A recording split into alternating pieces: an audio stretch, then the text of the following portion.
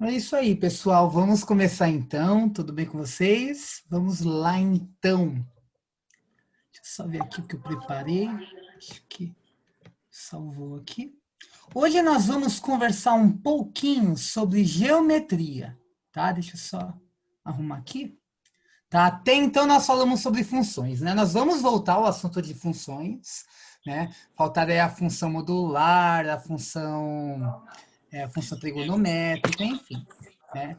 Mas eu vou falar um pouquinho com vocês hoje sobre... Não estou conseguindo abrir aqui, só um minutinho. Sobre geometria. Geometria é um tópico que cai com muita frequência no vestibular, provavelmente no Enem, tá? E vocês vão ver isso na aula de hoje. Deixa eu só compartilhar aqui a tela direitinho aqui com vocês. Acho que não estou conseguindo aqui abrir. Só um minuto. Sempre abro nas minhas aulas aqui, hoje não está aí. Espera aí. Só um minutinho.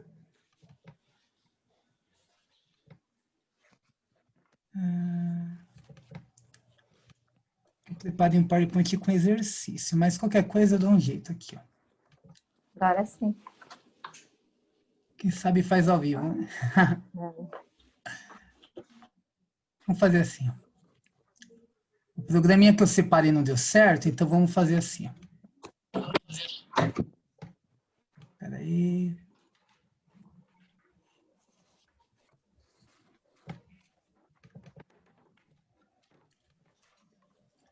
Vou direto no PowerPoint, então.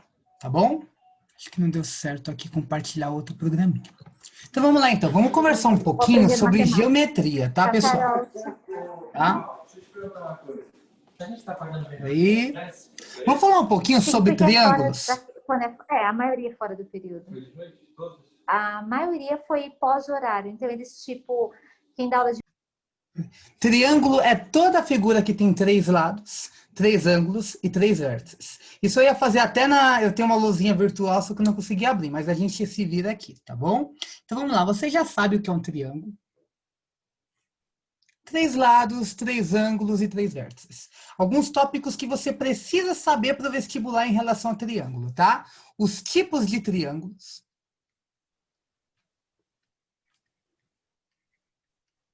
Existe o triângulo equilátero.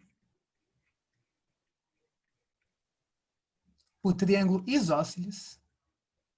Na lista de exercícios, vocês vão ver exercício do Enem que pergunta que tipo de triângulo eu tenho na imagem. Claro que no contexto, uma historinha, mas para você ver que é uma coisa que cai no vestibular isso daí, tá bom? Escaleno. O triângulo equilátero é aquele triângulo que tem 3 lados congruentes. A palavra congruente significa medidas iguais, então 3 lados de mesma medida. O isósceles, ele tem 2 lados congruentes. Tá? E nós temos aí o escaleno, que tem 3 lados de medidas diferentes. Tá? Medidas diferentes.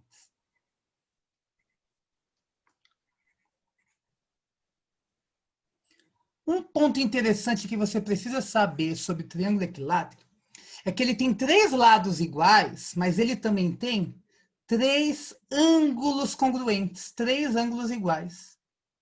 Como assim, professor? Quando você tem um exercício, e esse exercício está falando para você sobre o triângulo equilátero, você tem que ter em mente isso aqui, ó. Triângulo equilátero, beleza. Os 3 lados têm a mesma medida. Mas você tem que ter em mente que os 3 ângulos também têm a mesma medida. Mas aí dá até para você saber quanto mede cada ângulo, né? A gente sabe que a soma dos ângulos de um triângulo é 180. Se os 3 ângulos de um triângulo equilátero são iguais, então no triângulo equilátero, tá? Os 3 ângulos medem 60. Os exercícios que eu preparei hoje não trabalham esse conceito, mas eu preferi abordar ele agora, né, para ser uma introdução. Mas semana que vem, que a gente vai ter a parte 2 de geometria plana, a gente vai ver uns exercícios mais elaborados, que ele trabalha com essa ideia de um triângulo equilátero ter 3 ângulos de 60 graus, tá bom? 60 graus. Tudo bem? Isso no triângulo equilátero. Um triângulo isósceles, ele tem os dois lados de mesma medida, só que ele também tem dois ângulos de mesma medida. Então, assim, os ângulos da base de um triângulo isósceles. Então, o triângulo isósceles tem dois ângulos congruentes também. Isso você tem que ter em mente, tá? Então, assim, eu posso ter um exemplo, assim. Eu tenho um triângulo isósceles, por exemplo. Deixa eu pensar. O triângulo isósceles mais, assim, clássico, né? Que a gente mais trabalha, é esse triângulo aqui, ó.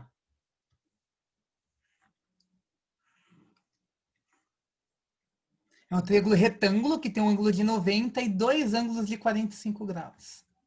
Então, peraí, se eu tenho dois ângulos iguais, eu vou concluir que os dois lados também são iguais, porque um triângulo isósceles tem dois ângulos e dois lados congruentes.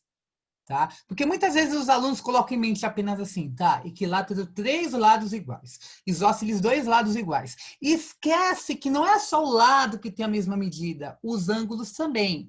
Então, no triângulo equilátero tem três lados e três ângulos. Muitas vezes o aluno ele só memoriza a questão dos lados e esquece a questão dos ângulos. Isso é importante, tá? E o triângulo isósceles, né? Dois lados e dois ângulos congruentes.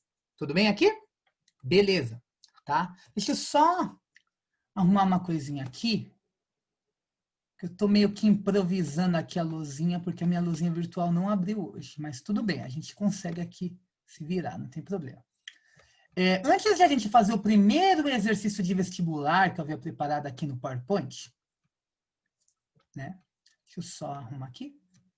Deixa eu falar sobre um outro conceito em relação ao triângulo que é muito importante, que cai no Enem. Você vai falar assim, nossa, mas é algo tão simples, eu aprendi lá no 8º ano e cai no Enem? Cai no Enem, que é o famoso Teorema de Pitágoras.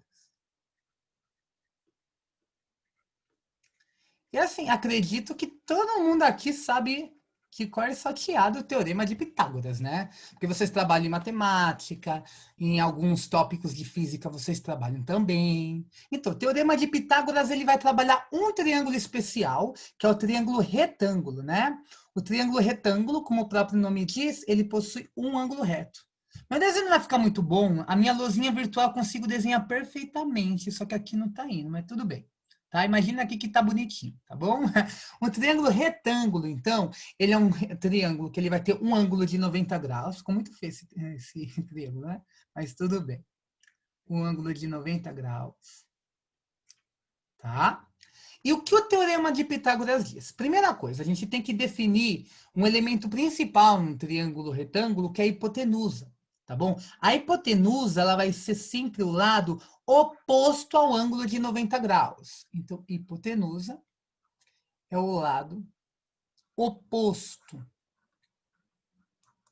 ao ângulo reto. Tá? Isso você tem que colocar em mente.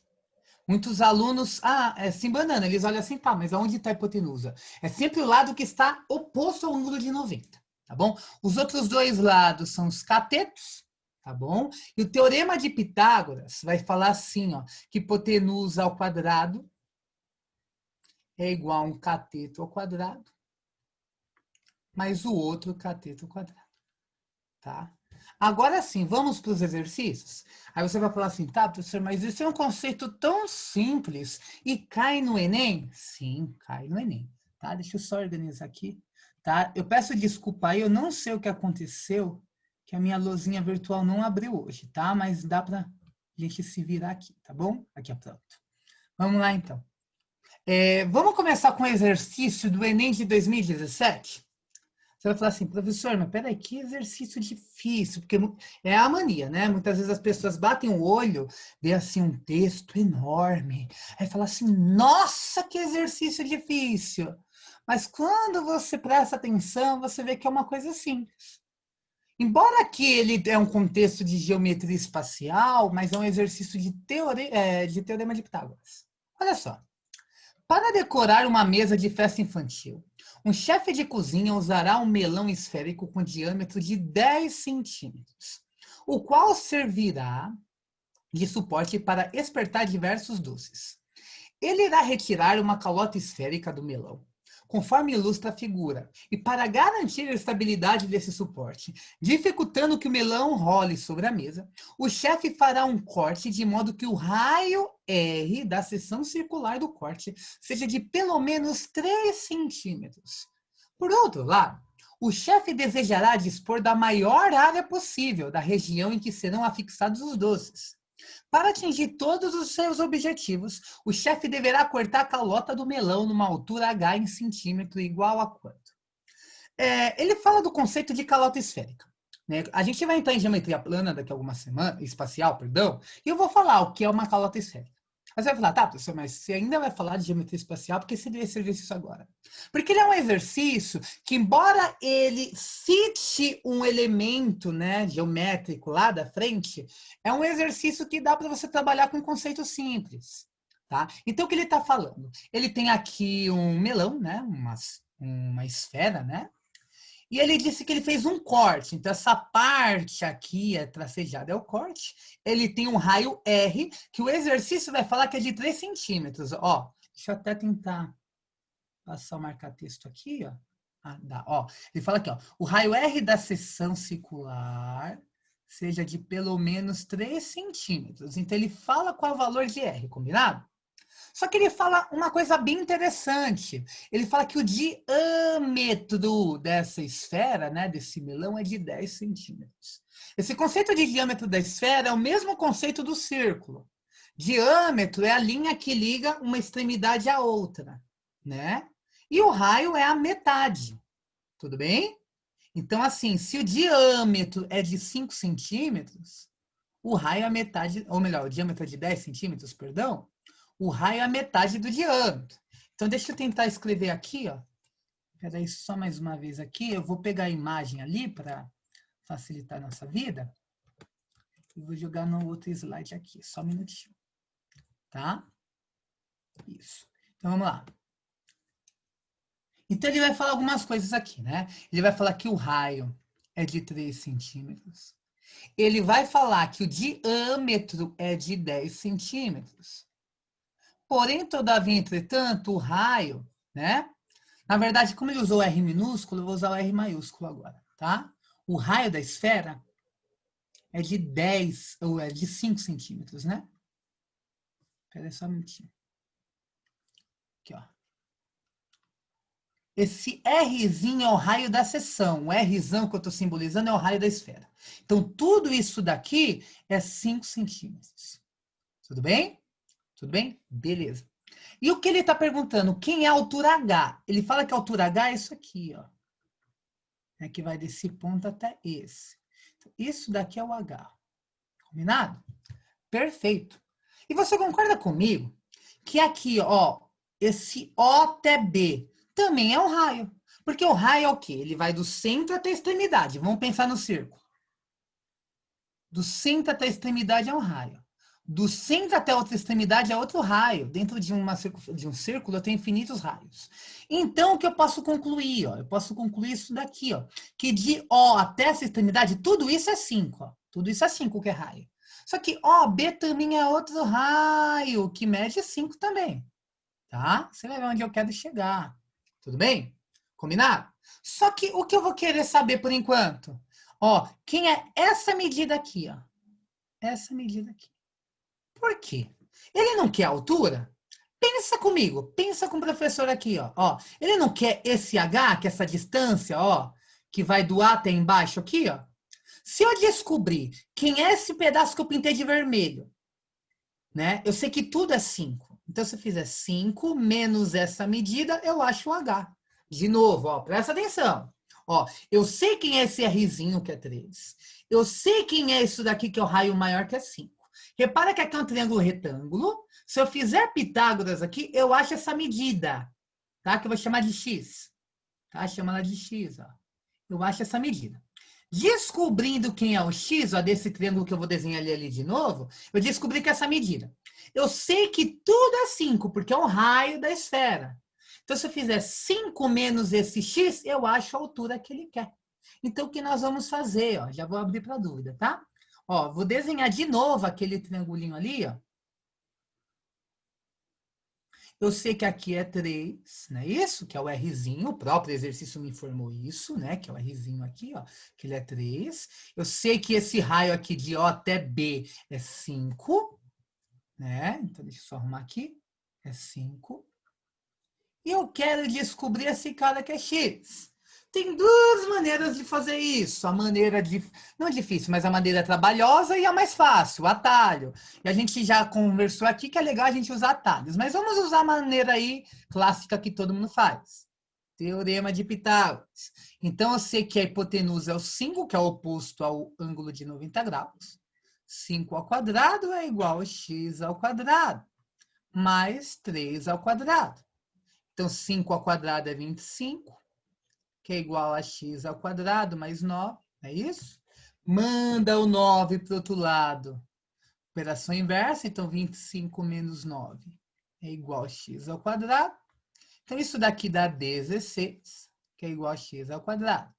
O expoente 2 passa como raiz, né? Operação inversa. Então, você tem que a raiz quadrada de 16 é x, que vai dar 4. Só que assim, esse é o método mais longo. Mas não sei se você lembra, né? Você já estudou isso no fundamental, que existe um triângulo retângulo especial, que ele é chamado de triângulo pitagórico, que é o famoso triângulo 3, 4, 5. Então, é um triângulo bem interessante, que se um lado mede, se a hipotenusa mede 5, os catetos obrigatoriamente vão medir 4 e 3. Ou pode acontecer de casos assim. Se um lado mede 50, ou melhor, se a hipotenusa mede 50, isso só em triângulo retângulo, tá? Quer dizer que os catetos medem os múltiplos, né? Então, o 50 é o múltiplo de 5, né? Então, os outros são 40 e 30, que é só para você entender, que é o famoso triângulo 3, 4, 5. Então, peraí, não acabou o exercício. A gente descobriu quem é o x, né? A gente descobriu que o x aqui é 4. Só que ele quer o R, ó. Ou melhor, perdão. Ele quer o H. O H, ó, que é essa medida. Então, assim, ó, a gente pode até desenhar aqui, ó. Fazer assim para ficar fácil, ó. Ó. Aqui é o X, aqui é o H e tudo é 5. Não é isso? Só que eu sei que o X mede 4, então o H tem que ser quanto? 1. Então, essa altura é 1. Né? Se a gente for até lá, ó, alternativa C de casa. Tá bom? Alguma dúvida, professoras? Alguma dúvida? Foi. Tem uma pergunta aqui. Qual é o terceiro triângulo? O terceiro triângulo é lá do comecinho? Isso. Ah, então deixa eu voltar. Eu não falei? Eu esqueci? Deixa eu ver. Ah, não, é o escaleno. Ah, tá. Eu falei, tem o equilátero, que tem 3 lados congruentes, 3 lados de mesma medida. Tem o triângulo isósceles, né, que é 2 lados congruentes. Lembrando que não só o lado é congruente, o ângulo também. Então, lembra que é congruente a mesma medida. Então, o triângulo equilátero tem 3 lados e 3 ângulos congruentes. O triângulo isósceles tem 2 lados e 2 ângulos congruentes. O escaleno, ele tem 3 lados e 3 ângulos de medidas diferentes. Tá bom? E ângulos também, 3 ângulos diferentes. Tá bom? É o escaleno, que é o terceiro triângulo. Claro que aqui eu estou analisando os triângulos a partir dos lados. Semana que vem a gente vai conversar sobre a classificação dos triângulos a partir dos ângulos. Aí você tem o obtusângulo, o acutângulo, enfim, e o retângulo, né? Mas enfim. Tá? Mais alguma dúvida?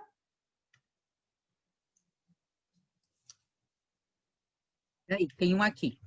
Uhum. Assim, então, na questão, se só tiver um valor, no caso, a hipotenusa, e ele é 5, automaticamente os catetos medem de 3 e 4? Exatamente. E não vale apenas para os 5, o 3, 4, 5, vale para os múltiplos deles, né? Então, assim, eu já vi muito aluno fazer Pitágoras em exercício que você pode fazer direto. Por exemplo, eu poderia ter um exemplo assim, ó. Isso cai muito também em exercício de física, soma de vetores, ó. Por exemplo, se eu tenho um triângulo que aqui é, deixa eu pensar, 15, 12. Tá. Pensa comigo. O 15, ele é 3 vezes 5. Não é isso? 3 vezes 5.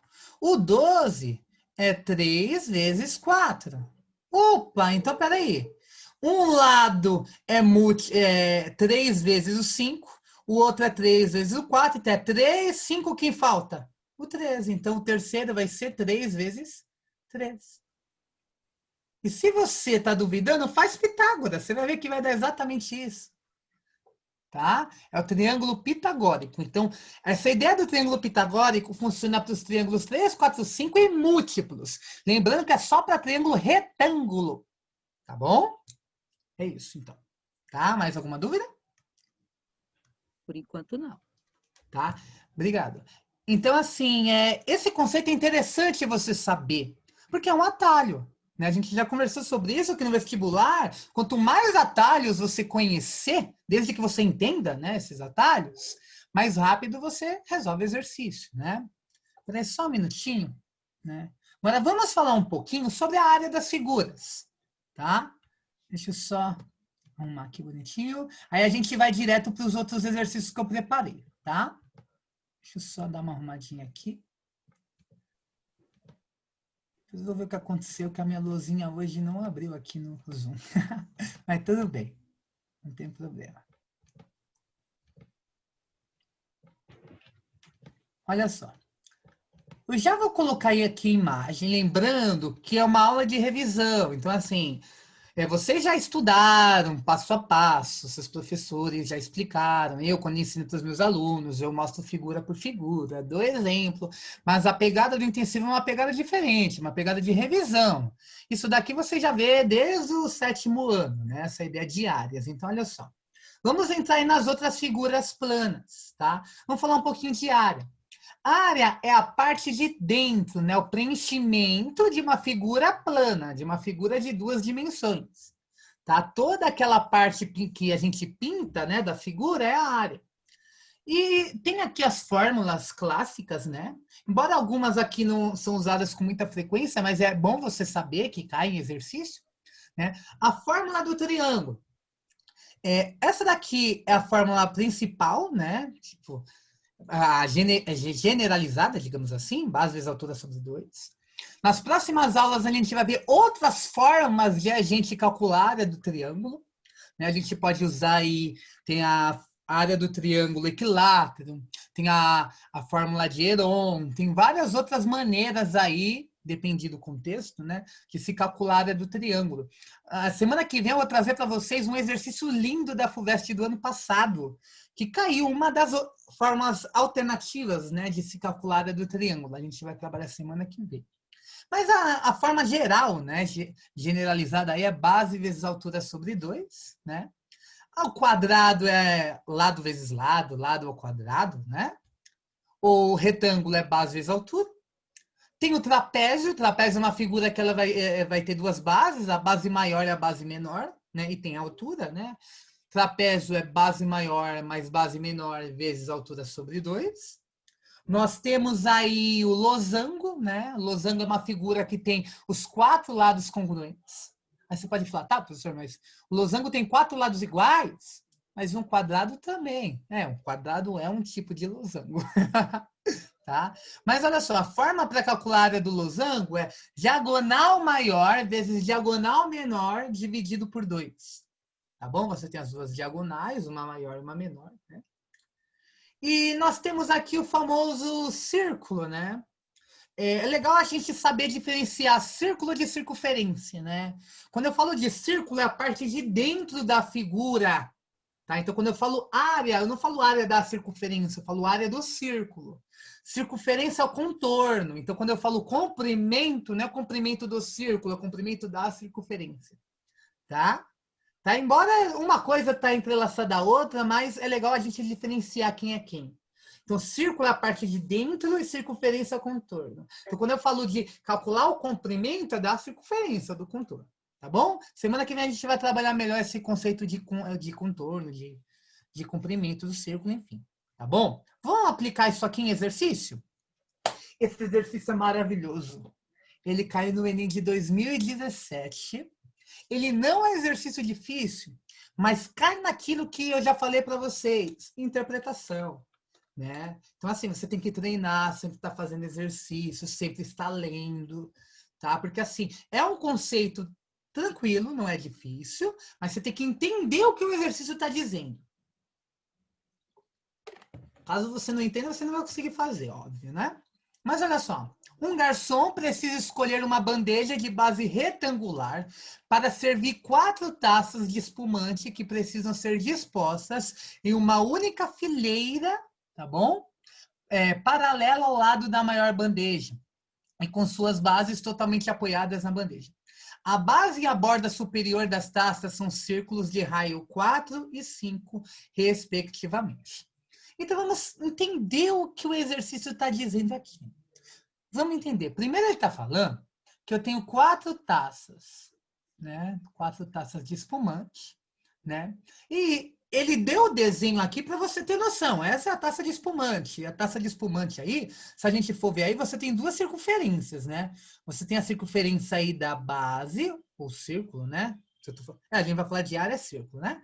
O círculo da base. E você tem este outro aqui em cima, né? Que é da parte, né? Da taça, né? Então você tem o maior e o menor. E ele vai falar sobre eles no exercício, né? Ele vai falar assim, a base e a borda superior das taças são círculos de raio 4 e 5, respectivamente. Tá, mas o que ele quer, né? O que ele quer? Vou até fazer aqui de vermelhinho, ó. Ele quer isso aqui, ó. Ó, um garçom precisa escolher uma bandeja de base retangular para servir essas 4 taças, né? Aí ele tá falando assim, ó 4 e 5, acho que eu esqueci de colocar a ordem de comando, me perdoe. Mais uma vez, na hora que eu passei para o CPB prova, eu esqueci. Ele está querendo saber qual é a menor área possível para a bandeja, tá? O exercício original tem a ordem de comando. Aqui, esses exercícios, eu jogo no CPB, monto a lista e pego um desses e faço com vocês. Eu esqueci de digitar a ordem de comando. Mas ele quer a menor área possível da bandeja. Tá bom? Em centímetros quadrados, se eu não me engano. Centímetros quadrados. Tá? Então, eu vou até atualizar lá no CPB depois para vocês. Mas ele quer a menor área possível da bandeja. Então, olha só, são 4 taças de espumante, então são 4 círculos, né? Por isso que eu queria usar minha luzinha hoje, porque é melhor desenhar isso aqui. Peraí, deixa eu tentar fazer de outra forma aqui, peraí. Só um minutinho. Então, são 4 círculos. Ele quer a menor área possível da bandeja. Então, vamos fazer assim, ó. Deixa eu ver se dá certo. Ó, peraí. Acho que dá para usar aqui, ó. Peraí. Pronto, dá. Deu certo. Ó, eu vou desenhar aqui, ó, 4 círculos. Tá? 1. Deixa eu ver se eu consigo copiar. 2, 3, 4. Perfeito. Aqui, ó. 1, 2, 3, 4. Só que esses círculos maiores aqui se referem à borda da taça. Só que tem os círculos menores, né? Então, vou desenhar eles aqui, ó. Deixa eu ver se eu consigo aqui. Vou até tentar mudar a cor aqui, ó. Ah, não. Deixa eu escolher uma bonitinha aqui, ó. Círculos menores, tá bom?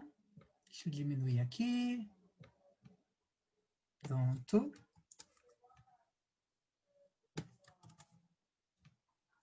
Tá mesmo parecendo uma elipse, mas vocês entendem, né?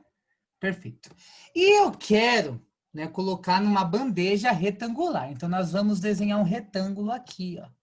Repito, eu peço desculpa mais uma vez, porque a ideia era usar aquela luzinha virtual que eu sempre uso e não abrir no Zoom, mas não tem problema. A gente consegue se virar aqui, não tem problema não. Olha só. Perfeito, é isso aqui, ó. Espera aí, acho que...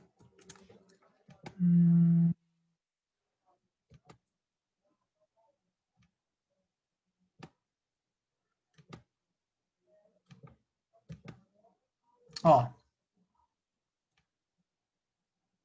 Tem que ter um retângulo aqui em volta, né? Essa é a ideia. E eu quero descobrir qual é a menor área possível para essa bandeja. Então, vamos lá. Espera aí. Desenhar aqui. Pronto. Falta um último. Perfeito. Perfeito. Aí agora vamos lá, então. Olha só. O exercício ele vai falar uma coisa bem interessante. Ele vai falar que o raio da circunferência maior, que é da borda, né, mede 5, e a base mede 4. Perfeito? Tá. Mas vamos pensar um pouco aqui, ó. Eu quero a menor área possível dessa bandeja onde eu vou colocar essas 4 taças. Então, você concorda comigo aqui, ó? Ó, deixa eu ver. Eu acho que eu fiz besteira. Era para ser... Peraí, deixa eu arrumar. Foi mal, gente. Fui pego desprevenido, que o negócio aqui não deu certo hoje. Mas tudo bem. Não tem problema. Deixa eu arrumar. Aqui, ó. É assim, ó. Tá? Ó, pronto. Por que eu fiz assim, ó? Deixa eu explicar. Porque eu vou colocar as taças em cima da bandeja. E a base da taça que vai ficar em cima da bandeja. Vocês concordam comigo? Perfeito. Então, por isso que esse retângulo ele tem que ser assim, porque eu quero a menor área da bandeja. Então, eu vou colocar as bases na bandeja. Então, vai acontecer isso. Perfeito? Aí, vamos calcular, então, este retângulo aqui, ó. Ele fala que a base menor mede 4. Então, aqui, 4 de raio, né? Então, aqui é 4 e aqui é mais 4. Então, aqui mede 8. Combinado? E a área de um retângulo é base vezes altura. Tá? Então, a gente descobriu que é a altura. E quem seria a base? Agora vamos pensar um pouco. A gente sabe que aqui mede... Peraí. Na verdade, gente, ó, fiz besteira de novo. É aqui, ó. Ele tem que pegar as bases, ó. Tá? É isso aqui, ó. Depois eu vou refazer esse desenho na minha lousinha virtual, que sai tudo bonitinho, fica melhor. Mas aqui, ó, aqui é a bandeja, tá bom? Então, vamos pensar um pouco. Aqui é 4, aqui é 4, que é o raio. Aqui já vou colocar direto 8. Aqui é 8. E aqui é 8 também. Você concorda comigo? Então, deixa eu até arrumar aqui, ó. Vamos fazer melhor, ó. Vamos melhorar isso aqui, ó. Apagar aqui para não ficar muito borrado, ó. Então, vai ficar aqui, ó. Aqui 8, né? 8, 8, 8. Só que a diferença entre a base maior e a base menor é quanto? Se uma mede 5 e outro mede 4, qual a diferença entre eles? 1. Tá bom? Então, aqui vai ser 1, aqui vai ser 1, aqui vai ser 1, aqui vai ser 1, aqui vai ser 1, aqui vai ser 1. No total, eu tenho 8 mais 8 mais 8 mais 8 dá 32. 33, 34, 35, 36, 37 e 38. Tá? Então, olha só. Eu quero a menor área possível da bandeja. Então, é este retângulo que eu contornei de preto, onde contorno as bases, tá? As bases das taças, tá bom? Se eu pegar essa altura aqui dá 8, porque o raio da base é 4, então o diâmetro é 8. Aí, se eu pegar agora essa largura, eu vou ver isso aqui, ó. A diferença, então aqui é 8, 8, 8, 8, que é o raio da base menor. A diferença entre a base menor e a base maior é de 1 centímetro. Então, aqui é 1, 1, 1, 1, 1, 1. No total, então, dá 8, 16, 32, 33, 4, 5, 6, 7, 8, 38. Eu quero calcular a área. Pronto, já era. 38 vezes 8. 8 vezes 8, 64, vai 6. 8 vezes 3, 24, né? Mais 6, 30. Então, dá 304 centímetros quadrados. Tá bom? Alguma dúvida? Pronto? Não, ninguém perguntou nada. Não? Será que ficou confuso? Desenhar no PowerPoint é estranho, mas eu espero que dê para entender. Tá Alguém bom? perguntou sim, Jonathan. Então vamos lá. Perguntou assim, por que é 8? Porque é 8? Vamos lá, então. Ele fala, então a gente tem que pensar no desenho, né? Você tem a taça, ela tem dois círculos, né? Você tem a base e você tem a borda. Ele fala que a base e a borda superior da taça são círculos de raio 4 e 5. Tá bom? Raio, então, o raio é o quê? Né? A gente tem que entender esse conceito, né? É a distância do centro até a extremidade. Então, tudo é quanto? É 8. Então, aqui é 8, 8, 8 e 8, que é o diâmetro. Tá bom? Aí a gente sabe o quê? Que você tem aí as bases, que elas vão estar assim. E em cima você vai ter as bordas, que são círculos maiores, né? Aí o que vai dar essa noção de largura, né, do seu coisa, da sua bandeja, né, vai ser esses círculos maiores. Então você tem que aqui é 8, aí essa diferença é 1, aqui é 1, mais 8, mais 1, mais 1, mais... Aí você vai somando, dá 38, porque ele quer a menor área possível. Então é aquela área que você pegue os círculos menores, que são as bases, né? E esse espaçamento entre as bordas das taças, né? Então, é isso daqui. Então, aqui é 8. Aí, esse 1, que é a diferença, ó, entre esse círculo maior que é verde e o círculo menor que é preto. Tá? Espero que tenha ficado claro. Ó, tem outra perguntinha. Posso fazer? Pode, claro. O Quantas raio chegarem? 5 não usa em nada? O raio 5, usei indiretamente. Sabe por que eu usei indiretamente? Por causa disso aqui, ó. Opa, apaguei tudo, meu Deus. Vamos lá. Apaguei errado. Ai, ai. Por isso que eu gosto de usar o outro programinha. Mas olha só. Aqui é 4 e tudo é 5. Tudo é 5. Essa diferença dá 1. Tá bom? Então, por isso que eu falei, ó. Aqui é 8, aqui é 8, aqui é 8, aqui é 8. Aí a minha bandeja, ela vai pegar exatamente isso aqui, ó. Entendeu? Pegar exatamente isso aqui. Aí essa diferençazinha aqui, ó, é de 1. Um aqui, um aqui, um aqui, um aqui. Foi isso que eu fiz. Tá bom? Então aqui deu o diâmetro, né, que é 8 também, né? E aqui eu nem lembro mais quanto deu, né? 8, 16, 32, 38. Aí eu fiz 38 vezes 8, deu 304. Tá bom? Então eu usei indiretamente aqui para encontrar essa diferença aqui. Tá bom? Mais alguma dúvida? Então, sim. Tem Na mais hora uma de calcular... pergunta aqui. Tem, pode mandar. Aqui, ó. Na hora de calcular a base, por que não ficaria 40? Já que você disse que deu 38, não foi isso? Isso, porque assim, ó, é porque eu não tinha digitado a ordem de comando, ele quer a menor era possível. Então ele tem que pegar o começo da base aqui dos dois da taça, né? Então ele começa aqui na base da taça. Então aqui é 8, aqui é 8, 8 e 8. Aí essas diferenças aqui, ó, é de 1. 1 e falta o outro aqui, né? Então, assim, seria 40 se eu pegasse a minha bandeja começando daqui, ó. Né? Tipo, começando do início da borda. Só que a gente sabe que quando a gente coloca as taças em cima da bandeja, a borda de uma delas, essa parte aqui de cima, pode passar, não tem problema. Tá? Ele quer a menor possível. Então, eu vou pegar aí a partir das bases. Tá bom? Então, eu peguei esse retângulo vermelho aqui. Tá? Eu usei a lógica, né? Tudo é 8 que são os diâmetros e essas diferenças é de uma unidade. Tá? Então, de novo, se começasse daqui, onde eu fiz esse preto aqui, ia contar os dois lados e ia dar 40, né? Mas no caso eu peguei aí, né, as bases, né? Porque a menor possível, esse é o truque do exercício. Tá bom? Tenho só mais uma, porque acho que a sua explicação já tirou a dúvida do outro aluno. Então, é o seguinte: por que você multiplicou por 8? Ficou essa dúvida. Porque o exercício ele quer a menor área da bandeja. A bandeja não é um retângulo. E como a gente calcula a área de um retângulo? Às vezes a altura.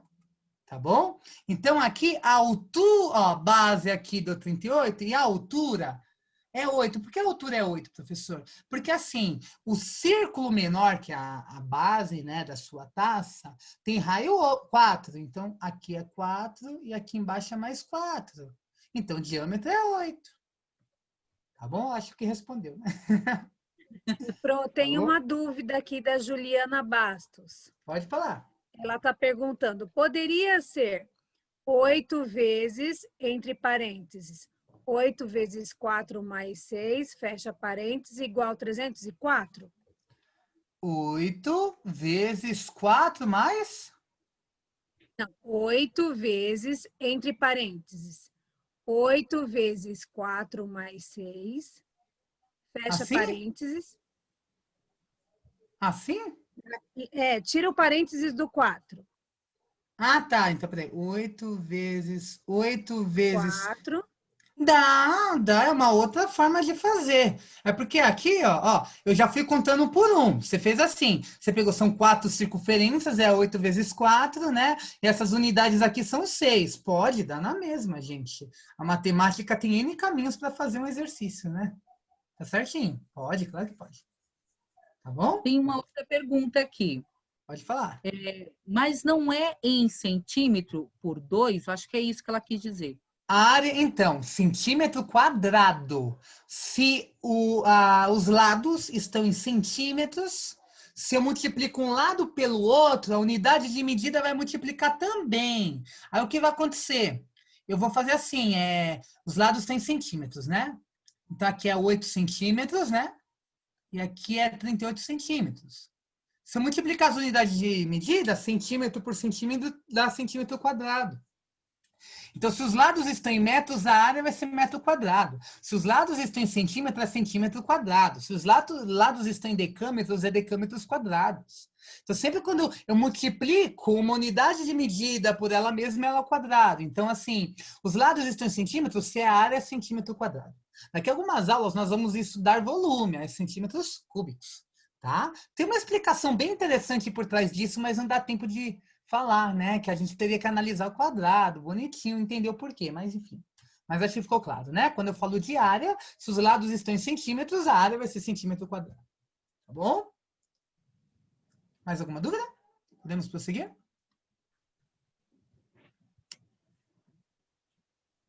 Acho que pode prosseguir, Pro. Beleza. Tá? Deixa eu ver um outro exercício que eu preparei aqui. Tá? Não sei se vai dar tempo de fazer esse aqui, senão deixa para fazer semana que vem, porque ali só tem 15 minutinhos. Eu vou fazer esse aqui, se der tempo eu faço um outro muito lindo que eu preparei também. Esse aqui é do Enem, eu esqueci de colocar o ano, mas acho que foi 2018. Né? Ele diz assim, uma administração municipal encomendou a pintura de 10 placas de sinalização para colocar em um pátio de estacionamento. O profissional contratado para o serviço inicial pintará o fundo de 10 placas e cobrará um valor de acordo com a área total dessas placas. O formato de cada placa é um círculo de diâmetro de 40 centímetros e que tangencia os lados de um retângulo, sendo que o comprimento total da placa é de 60 centímetros, conforme ilustrado na figura. Esse é um exercício bacana que ele manda você substituir o π, né? Eu não saiu aqui na hora que eu digitei, mas use 3,14 como valor para π, né? E qual é a soma das medidas das áreas em centímetros quadrados dessas placas? Vamos pensar um pouco. Ele está falando de 10 placas. E vamos fazer um esqueminha aqui desse desenho, né? Esse desenho é assim, ó, esse círculo e vem aqui reto. É isso? Vem aqui reto. Então, são 10 placas iguais a essa. Então, eu calculo a área desse desenho e multiplico por 10. Só que ele está falando assim, né? Qual é a soma das medidas das áreas em centímetros quadrados das 10 placas? Então, vamos pensar um pouco. O H, que é a altura, ele fala que é 60 centímetros. Então, vamos fazer aqui, ó. O H aqui é de 60 centímetros. É interessante você parar para pensar uma coisa. Ele fala que o diâmetro é de 40 centímetros. O diâmetro é a distância entre uma extremidade e outra. Então, aqui é o diâmetro. Mas você concorda que eu posso traçar o diâmetro aqui, ó, para fechar aqui um retângulo, ó, que é o diâmetro. Você concorda que é o diâmetro? Que eu fecho esse retângulo aqui, ó. Tudo bem? E esse diâmetro aqui, eu vou até substituir, ele é de 40 centímetros, tá? É de 40 centímetros. Então, aqui é 40 centímetros. Tudo bem? Aí, olha só que interessante. Ele fala que o diâmetro é 40 centímetros. Então, o raio é de quanto? É 20. Porque assim, eu posso ter um diâmetro aqui na vertical também. A metade do diâmetro é o raio. Então, o raio é 20. Se tudo é 60 e esse pedaço é 20, quem é a altura desse retângulo? 40. Na verdade, é um quadrado, não um retângulo. 40. Então, eu sei que aqui é um quadrado de 40 por 40. Então, a área vai ser a área do quadrado de 40 por 40, mais a área da metade do círculo. Olha só que interessante, né? Então, vai ser isso aqui, ó. Deixa eu ver se eu tenho aqui livre. Ó, vai ser assim, ó. Na verdade, né? Aqui, quadrado mal feito, mas só para você entender. Mais esse círculo aqui, que aqui é o diâmetro, que é 20. Então, vai ser a área total que eu quero, depois eu vou multiplicar por 10, né? É a área do quadrado mais a área do círculo dividido por 2, porque é metade. Então, essa área total aqui vai ser a área do quadrado, que é 40 vezes 40, porque lembra que a gente viu que quadrado é lado vezes lado. Deixa eu ver se eu encontro aqui aquela tabelinha. Tá lá no começo, ó. Lado vezes lado, lado ao quadrado. Tá bom?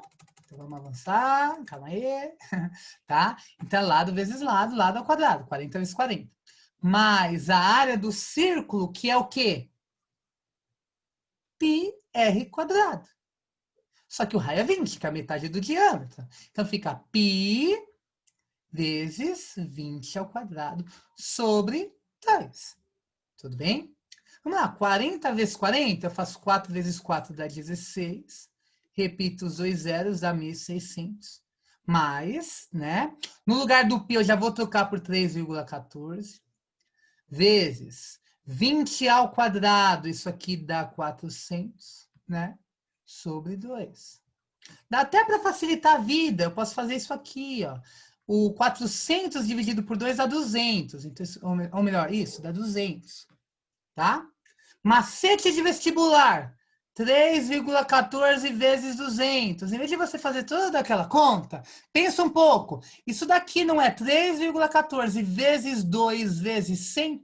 Porque 200 não é 2 vezes 100? Aí dá para você fazer de cabeça. Quanto é 3,14 vezes 2? 6,28. Não é isso? Vezes 100. Quando eu multiplico o número por 100, a vírgula desloca 2 casas para a direita. Então, aqui dá 628. Ó, que rápido eu fiz a conta. Ó, de novo, para você que não acompanhou, professor. Olha só. Em vez de você fazer toda aquela conta, você faz assim, ó. 200 é 2 vezes 100. Então, é 3,14 vezes 2 vezes 100. 3,14 vezes 2 dá 6,28. Duplicou. Vezes 100. Multipliquei por 100, a vírgula andou 2 casas para a direita, então ficou 628. Então, isso daqui, ó, deixa eu arrumar aqui, ó. Então, é 1.600, né? Mais 628, né? Aí, na hora de você somar aqui, ó, né? Mais 628. Isso aqui dá 8, 2, 12, 1, 2, né? 2.228. Só que o exercício, ele está falando que são 10 placas. Então, eu vou pegar este valor aqui, que deu 2.228, e vou multiplicar por 10, né? Só acrescentar um zero, ó, que maravilha. Né? E se estava em centímetros, é centímetros? Isso, a resposta é centímetros quadrados. Então, aqui deu 22.280, né? Que foi a letra B de bola. Tá bom? Alguma dúvida? Alguma dúvida? Por enquanto, não, Pro. Não? Não Tá colocou bom. nada por enquanto. Perfeito. Então, dá para fazer um exercício lindo que tá aqui, ó. Esse vai ficar para semana que vem, não tem problema.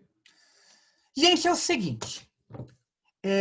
Geometria Vocês viram que eu fiz muito exercício de Enem, né? Mas semana que vem tem FUVEST Unicamp, não acho que eu esqueci.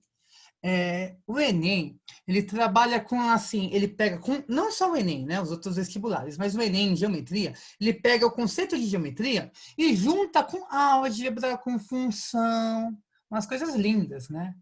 E esse é um exercício.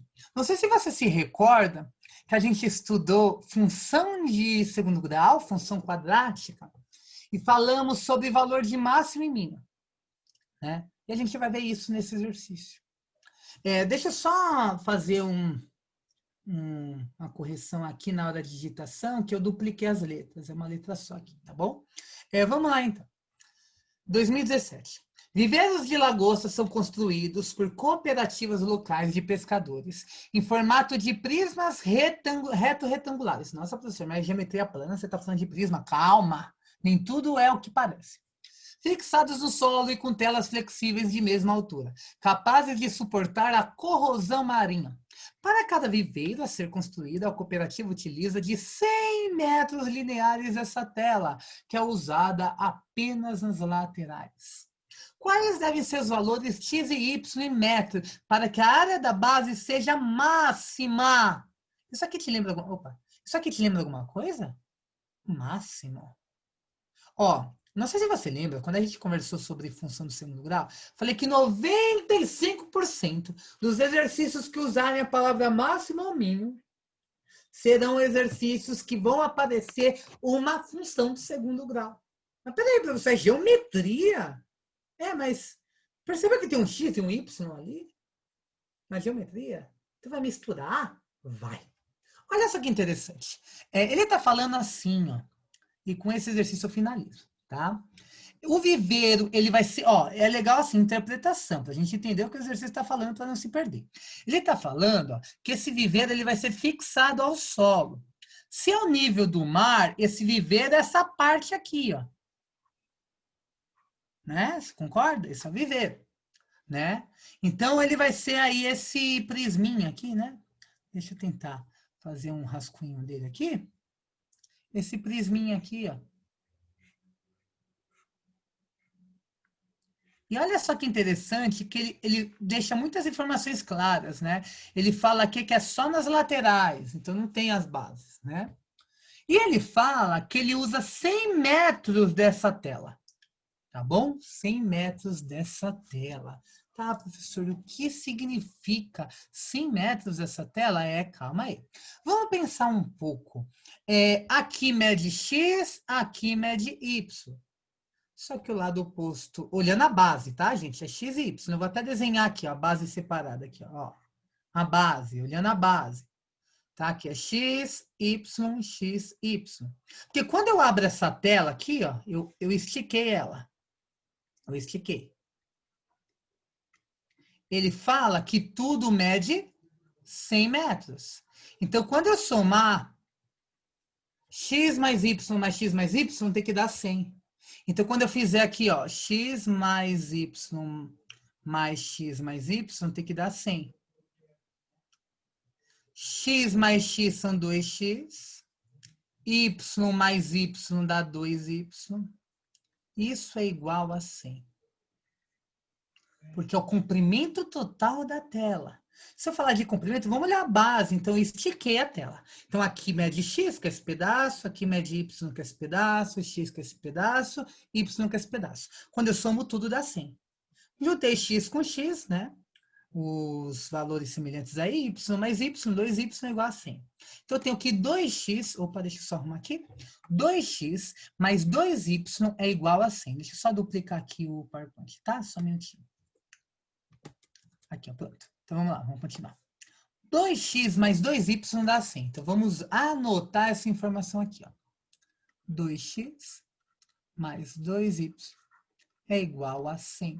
Para facilitar a vida, né? Você poderia usar assim, mas divide todo mundo por 2, porque em uma igualdade eu posso dividir os dois lados pelo mesmo valor. É o princípio da igualdade, né? Então aqui fica x mais y igual a 50. Professor, eu poderia usar 2x mais 2y igual a 100? Pode, mas para facilitar, tá bom? Tá. Mas vamos voltar para o que o exercício está falando? Quais devem ser os valores de x e y para que a área da base seja máxima? Opa, mas a base é isso aqui, né? Ó. Não é isso? E a área do retângulo é base vezes altura. Não é isso? Isso aqui tem que ser máximo. Tá, professor, mas e aí? Sabe o que você faz? Vamos isolar qualquer letra. Vamos isolar o y. Vou falar que y é 50 menos x, porque eu poderia fazer a mesma coisa com o x, isolaria o x, é na mesma, tá? Aí você vai substituir aqui, ó. Então vai ficar x vezes y, que é 50 menos x. A expressão da área da base continua a mesma, tá? você usa a distributiva aqui, vai dar aqui 50x menos x vezes x, x quadrado. Isso aqui é a área da base. Isso te lembra alguma coisa? É uma equaçãozinha do segundo grau, né? Uma funçãozinha, na verdade, né? Peraí, isso mais uma vez aqui. Tá? Então, olha só. Deixa eu só continuar aqui, ó. 50x menos x quadrado, né? 50x menos x quadrado.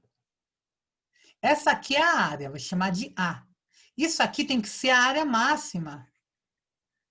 Olha como esse exercício é maravilhoso. Porque, olha só, se a gente fosse fazer o gráfico disso daqui, o A é negativo. Se é x ao quadrado, é uma parábola, né? A função do segundo grau é uma parábola. Se o A é negativo aqui, né? Por que o A é negativo? Porque é o número que multiplica o x quadrado. No caso, seria menos 1, né? Se ele é negativo, com cavidade para baixo. E o vértice aqui vai ser um ponto de máximo. Vai ser um ponto de máximo. Tá? Então, vamos lá. Deixa eu só arrumar aqui. Então, 50x menos x quadrado. Então, vamos calcular o x do vértice? X do vértice é o que? É menos b sobre 2a. Quem é quem, professor? O a é esse cara aqui que está com x quadrado. Então, o a aqui é o menos 1. O b é o que está com o x, que é o 50. Esse cara é o b. Então, o x do vértice vai ser menos 50 sobre 2 vezes a, que é menos 1. O x do vértice vai ser menos 50 dividido por 2 vezes menos 1, menos 2. Na divisão, sinais iguais positivo. 50 dividido por 2, 25. Né? Esse x do vértice aí é o ponto de máximo. Então, é x. Calculamos aqui, então. Calculamos aí o valor máximo, é 25. Tá? Só que, vamos calcular o y? Eu sei que x mais y é 50. E se o valor do comprimento é o maior possível, da largura também tem que ser, né? X mais y é igual a 50. 25 mais y é 50. Isso é um y, tá? É horrível fazer aqui no PowerPoint, mas dá para fazer. Porque a letra não fica bonita, mas tudo bem. Ó, é 50 menos 25, né? Então, y também é 25. Opa! Alternativa D de dado. Vai ter um exercício na lista assim também. Então, assim, 95% dos exercícios que falar de calcular o máximo e o mínimo vai brotar uma função quadrática. Por mais que seja um exercício de geometria, vai aparecer aí no meio. Não tem problema algum.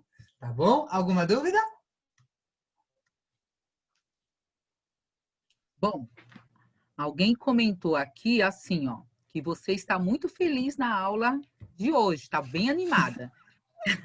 É o conteúdo que eu gosto. Então, é isso que eu ia comentar. Quando a gente fala de algo que gosta, fica melhor, né? Uhum. Aí tem aqui, ó.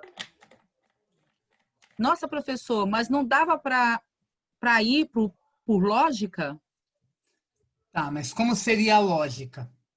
Porque assim, eu tenho que calcular o maior possível. Você poderia ir testando. Então, você poderia estar testando assim, todos os casos de números, tipo assim, x e y, o perímetro, né? 2x mais 2y.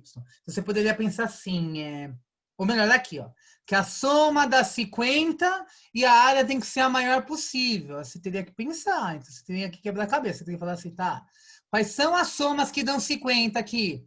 Ah, professor, é 10 e 40. Soma dá 50. Se eu multiplicar, dá uma área de 400. Tá, qual é o outro caso? Ah, professor, para a soma dá 50, 45 e 5. Quanto dá a área? Aí você vai chegar no momento que você vai pegar, tá? Se um for 25 e o outro for 25. E calcular a área. Eu posso abrir um parênteses aqui?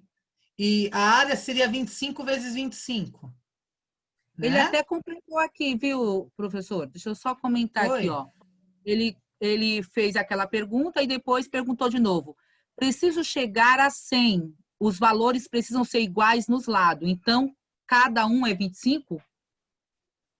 Mas aí você não pode usar apenas isso para falar. Porque a área tem que ser a maior possível. Tá? chutar assim pode ser um risco. Ele também fez uma continha aqui, ó. Ele falou assim, ó, daria Ah, para tentar descobrir substituindo ali na equação, não? Aí ele se, coloca exemplo, ó, ah, 25 vezes 2 mais 25 vezes 2 igual a 100. Aí, no tá. caso, ia dar 50 mais 50 igual a 100. Tá, não, mas peraí. Isso daqui é a mesma coisa. Porque eu só dividi os dois lados por 2. Não confunda as coisas. Tá? Essa equação e essa são as mesmas, elas só são equivalentes. O que você tem que pensar assim, a soma dá 50 e a multiplicação tem que ser a maior possível. É que esse exercício, até um exercício tranquilo, que ele trabalhou com valores até bonitinhos. Mas não, a gente não pode arriscar assim. Porque assim, o que pega aqui é que ele fala que essa multiplicação tem que ser o maior número possível. Eu poderia ter um contexto onde, sei lá, aqui o x fosse 49, um exemplo, e aqui fosse 1, um exemplo. Entendeu? Então, assim, se você fosse usar por lógica, nesse caso, claro que 25 e 25 poderia ser um palpite, mas como você poderia ter a certeza absoluta que se eu multiplicar 25 por 25 vai ser a maior área possível? Entendeu? Isso daí é de se pensar um pouco. Tá bom? É que assim, nesse contexto até foi tranquilo, mas a gente tem que ter um raciocínio geral, né? Raciocínio lógico geral, para que qualquer tipo de exercício dessa natureza a gente saiba de identificar, né? É isso. Tá bom? Dá para fazer mais 2 perguntinhas ou não? Claro, pode. O Diogo Então espera tá. um pouquinho, eu acho. Eu não poderia substituir o x na equação do segundo grau? Poderia substituir. Sim, foi o que eu disse, né? Ó, poderia. Deixa eu. Peraí. Poderia. Deixa eu só manter aqui. Eu vou fazer a mesma coisa, ó. Deixa eu só dar improvisada aqui de novo. Ó. Peraí, dá assim, ó. Ó, poderia fazer exatamente o contrário. Em vez de isolar o y, isolar o x, né? Então, aqui, ó. Era x mais y igual a 50. Né? Eu coloco aqui de novo. Ó. X mais y igual a 50. E eu quero essa multiplicaçãozinha aqui. Eu isolo o y. Y é 50. Ou melhor, não, agora é o x, né? Perdão. Isolo o x. O x é 50 menos y. Dá na mesma, né, gente? Porque aí eu substituo aqui, ó. Dá aqui 50 menos y, né? Vezes y. Dá a mesma coisa, né? Dá 50y menos y quadrado. Embora a incógnita y seria aí a coordenada x do vértice, né? Daria a mesma coisa. Tá bom? Doutor, Oi, tá me ouvindo? estou. Pode falar. A Juliana fez a seguinte pergunta. Se os números fossem quebrados, não daria para fazer o exemplo que o aluno deu? Que seria fazer Não, por lógica, certo? daria, mas seria mais difícil, né? E outra coisa, como ia garantir? Ó, deixa eu dar uma dica de coração aqui para vocês, que cai muito em exercício de geometria. Tem muito aluno que quando bate o olho no exercício de geometria, tenta usar uma lógica. Como assim uma lógica? Por exemplo, professor, aqui tem um triângulo e aqui tem outro. Batendo o olho no desenho, eu digo que esse triângulo é metade desse. A gente não pode usar essa ideia, gente. A matemática, ela é exata. Então, assim, eu tenho que ter uma afirmação que me convença 100% que aquilo está certo. Então, se eu falar assim, eu vou tentar por lógica, testando, mas a área tem que ser a maior possível, o que vai te garantir que aquela área é a maior possível. Entendeu? Se eu expresso isso algebricamente, há um método de você obter a coordenada do vértice da parábola.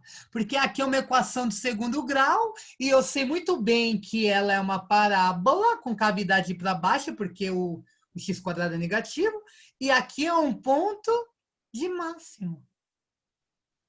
Sabe? Então, assim, a pessoa que elabora esse exercício, ela quer que você perceba que você pode pegar essa situação geométrica expressar de forma algébrica.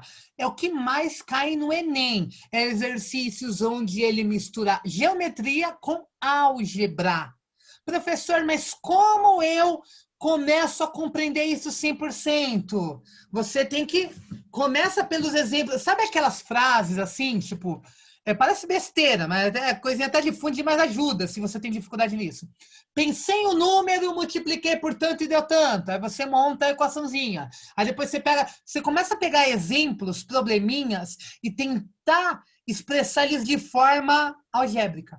Aí depois você pega situações de geometria. Por exemplo, eu já estou acabando aqui. Por exemplo, você tem, sei lá, um retângulo que um lado é o triplo do outro. Então, é x e 3x, sabe? Então, isso é uma questão assim. Lembra que a gente já conversou? Se você tem muita dificuldade no conteúdo, você tem que ir lá do comecinho e ir crescendo o seu estudo, tá? Porque essa questão de misturar álgebra com geometria é muito importante. Então, você tem que bater o olho e traduzir aquela situação geométrica numa situação algébrica, né? Na linguagem algébrica, né? Isso daí é o quê? É muito exercício, tá? Se vocês quiserem, eu posso estar montando aí uma rotininha de estudos para vocês aí, tipo assim, a ordem que você tem que estudar, se vocês desejarem, eu monto acerca de geometria, porque geometria é um conteúdo vasto, né? Tem muita coisa e o Enem cobra muita coisa de geometria.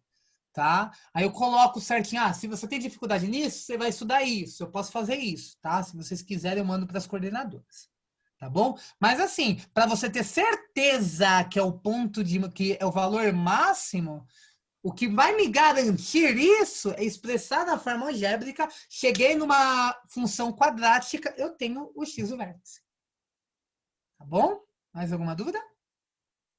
Tem uma questão aqui. Tudo bem.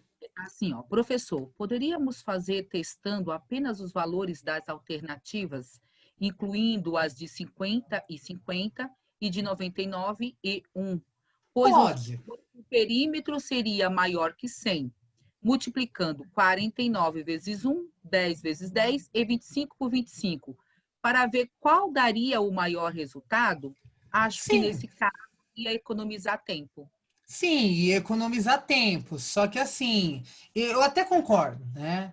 Mas assim, é legal você ter esse raciocínio algébrico bem, sabe, exercitado, né? Porque se você cai no exercício de segunda fase de vestibular, e aí? Não tem alternativa, e aí? Tá bom? Mas pode. Depender, nesse contexto, daria. Perfeito, daria.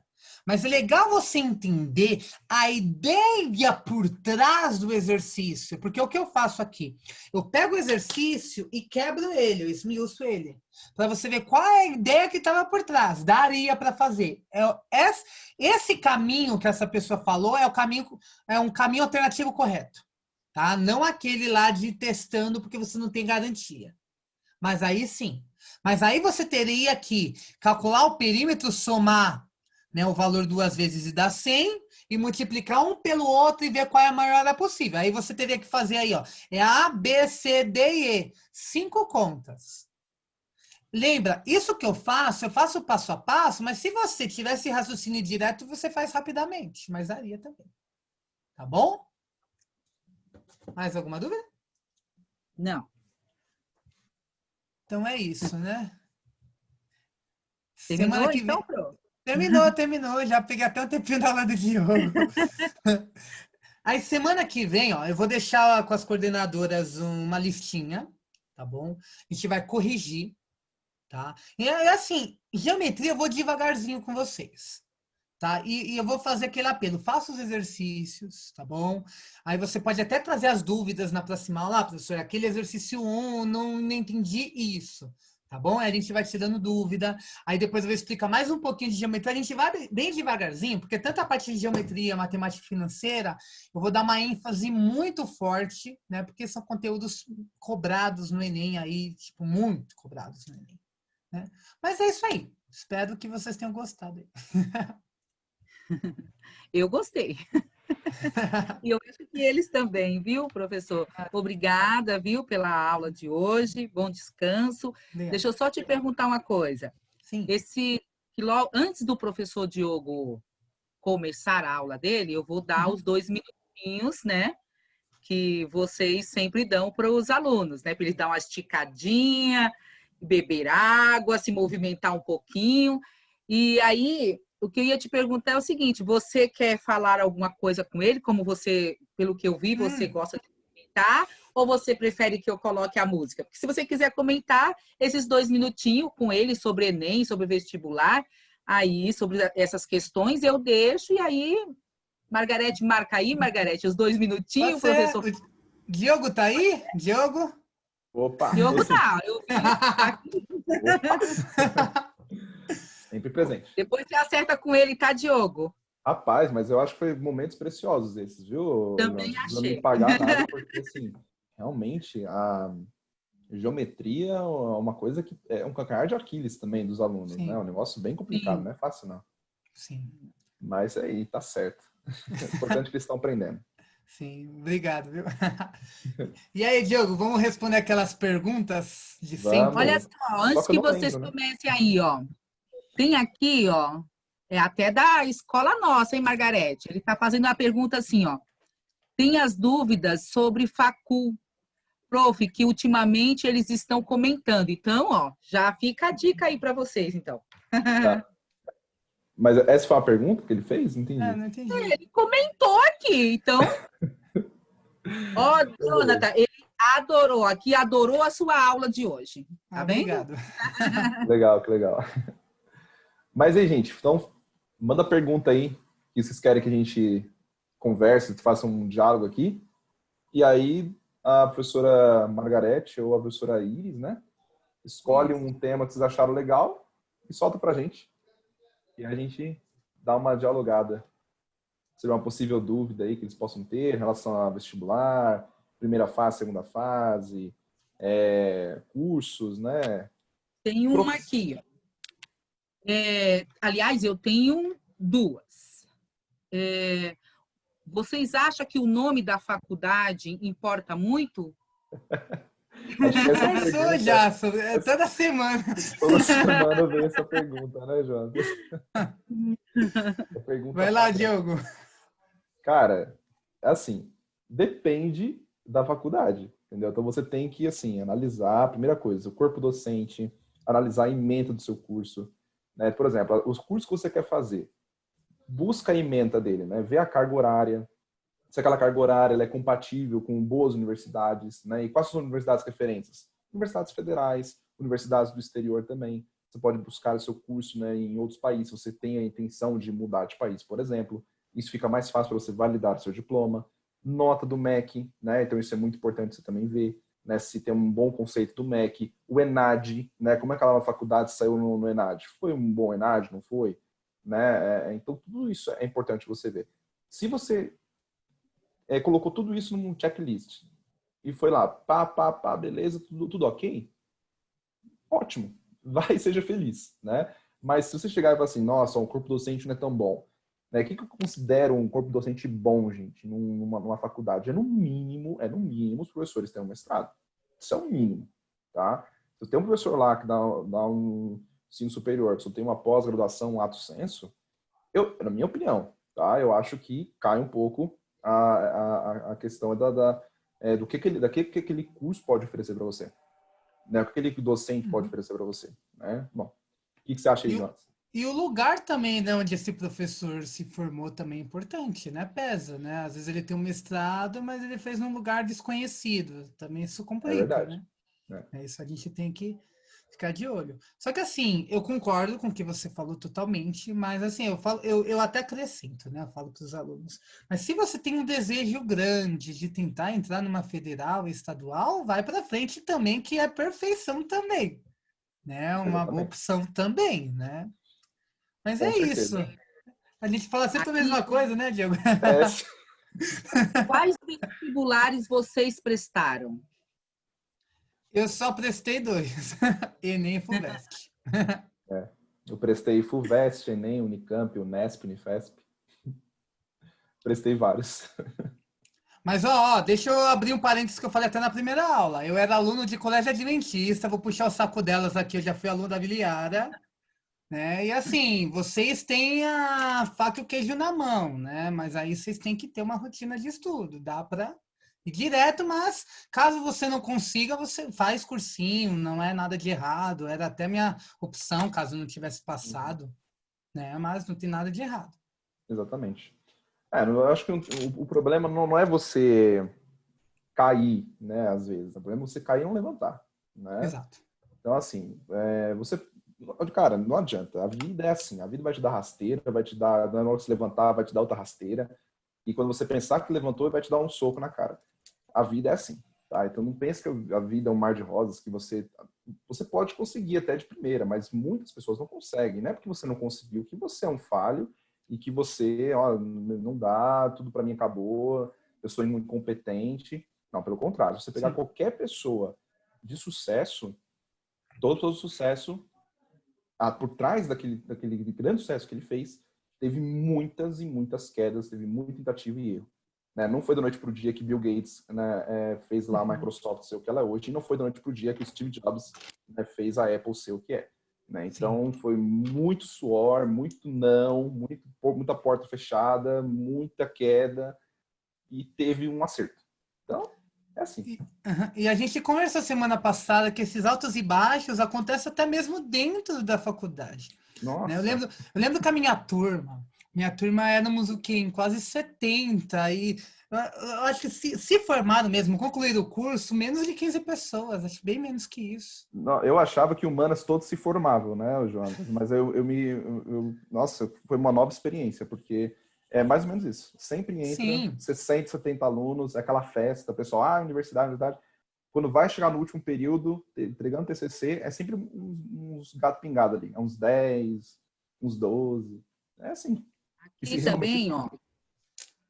A pessoa está perguntando assim, ó, como vocês conseguem regular o tempo para cada questão e controlar o nervosismo, já que não há um relógio com os minutos precisos?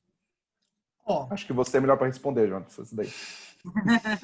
É a questão da confiança em relação ao conteúdo, né? Quando você domina, você confia naquilo que você está fazendo. Então, você consegue ter calma e você consegue controlar o tempo, né? Mas isso, ó, eu vou abrir meu coração aqui, tá bom? Muita gente, isso eu até conversava com os meus colegas, muita gente fala assim, pessoa ela é formada na USP, ela sabe fazer todos os exercícios de vestibular. Não. Eu lembro que quando eu estava quase para me formar, tinha exercício que eu tinha dificuldade. Eu falava, meu Deus, eu sei fazer coisas muito mais complexas, né? Nas matérias que eu estudei no exercício de vestibular, às vezes eu travo. Aí eu parei para pensar que tudo é questão de prática. Quebrar a cabeça, fazer, refazer. Sabe? Quando você tem a questão da prática, você domina aquele tipo de exercício e você consegue controlar o tempo. Aí, por exemplo, existem muitos exercícios que são ideias semelhantes. Então, se você já tem um macete, sabe? Você já tem um domínio naquele tipo de exercício, você já consegue pular etapas. Tá? Então, tudo é questão de prática. Eu costumo dizer assim, isso vale para todas, mas eu falo muitas vezes para matemática. É igual uma academia. Se você chegar lá totalmente fora de forma, você não vai conseguir levantar nenhum peso, mas conforme você tem aí a prática, todo dia exercitando, você alcança o seu objetivo. É a mesma coisa, mesma coisa. Não tem uma fórmula mágica, é isso. Exatamente. Não tem sorte, né? Não tem sorte. Isso serve também para humanas, né, Diogo? A questão de você se estudar, praticar, exercitar. A humanas não é muito decoreba, né? O pessoal aprende muito errado, assim, tem que decorar. Mas aí quando chega, por exemplo, no Enem da vida, que não é decoreba, que é, tipo, eles avaliam o seu conceito, assim, na questão da sua estuda os assuntos, né?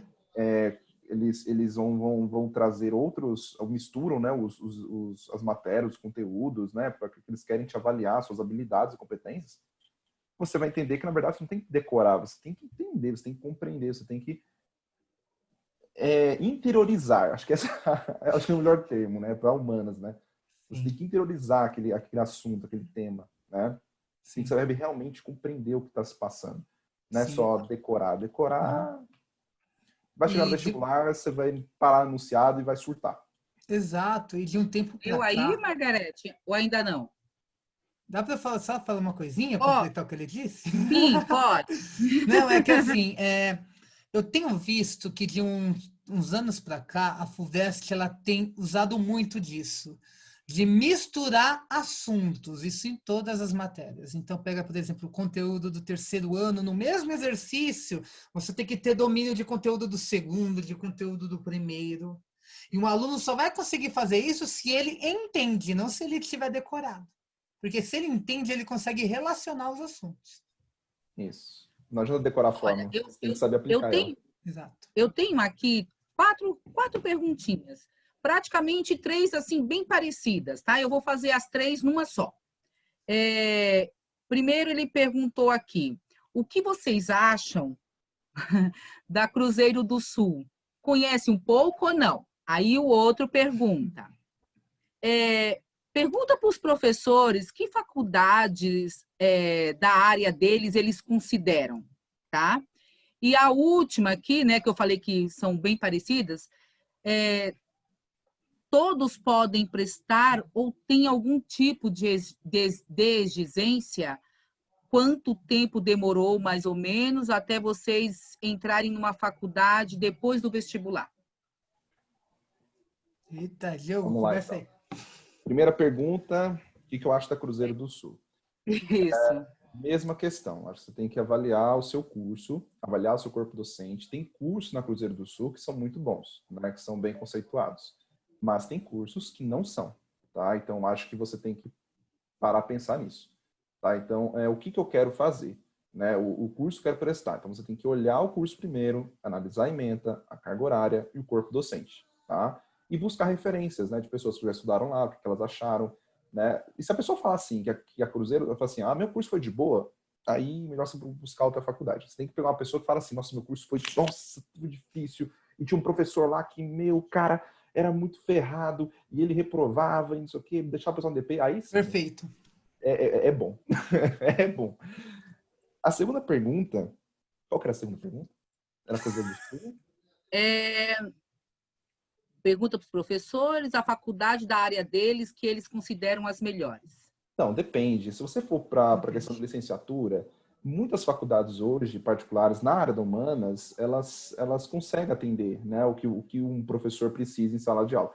Ainda mais porque hoje em dia, né, ainda mais licenciaturas, depende muito mais do que você também vai querer para a sua vida, né? Mas não vai fugir das federais, tá, gente? Então, para as licenciaturas da minha área, né, de tanto geografia quanto história, USP, Unicamp, Unifesp, Unesp, as federais estaduais, e também, assim, história tem uma particular muito boa, que é a PUC, tá? A PUC é uma referência em história. Sim. Juliana, tem mais uma aqui, ó. Juliana, mas eu acho que você já respondeu. Como saber qual faculdade fazer, sendo que existem muitas? Tipo, eu sei o que eu quero fazer, mas eu não sei em qual faculdade fazer. Pesquisar, foi o que o Diogo falou, não tem como fugir, né? Não tem como fugir.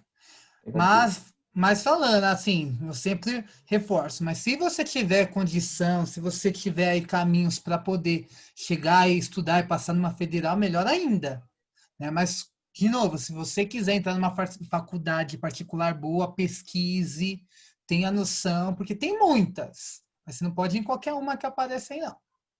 Né? Em relação ao meu curso, eu vou puxar sardinha. O IME é um dos melhores que tem para matemática, tá? O Instituto de Matemática e Estatística da USP. Puxar sardinha.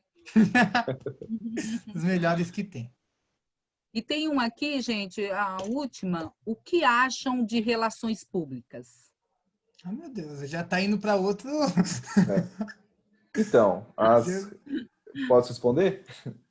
Pode. Então, as relações públicas, né? Você vai trabalhar muito ali com a área de gestão também, né? Então, assim, você tem que vincular, pelo menos uma dica que eu dou, você não parar apenas em relações públicas, você fazer outros tipos de atuações nessa área da parte pública, né? Onde que você quer atuar? né, na área pública, por exemplo. Né? Então, assim, é isso que tem que se questionar. Tá? Então, vocês questionando isso, não, eu quero fazer um curso de gestão, né, na área pública, por exemplo, né, em políticas públicas, não sei. Então, assim, você faça, mas sabendo que isso não basta. Tá? Você vai precisar, dentro dessa sua área, encontrar uma área de especialização para você conseguir ingressar no mercado de trabalho. Tá? Isso aí. Finalizou? Já. Como conciliar escola, estudar para vestibular e vida pessoal? Aí pronto, fechou. Ó, eu posso falar esse aqui? Pode. Eu falei a última, sua vez. Eu vou ser sincero. Se você quer, ó, cada um tem sua opinião, né? Mas eu vou ser sincero. Se você quer passar numa boa faculdade, quando eu digo vida pessoal, é questão assim de você sair, sabe, com os amigos. Esquece um pouquinho isso. Na minha opinião, eu esqueci. Eu precisei.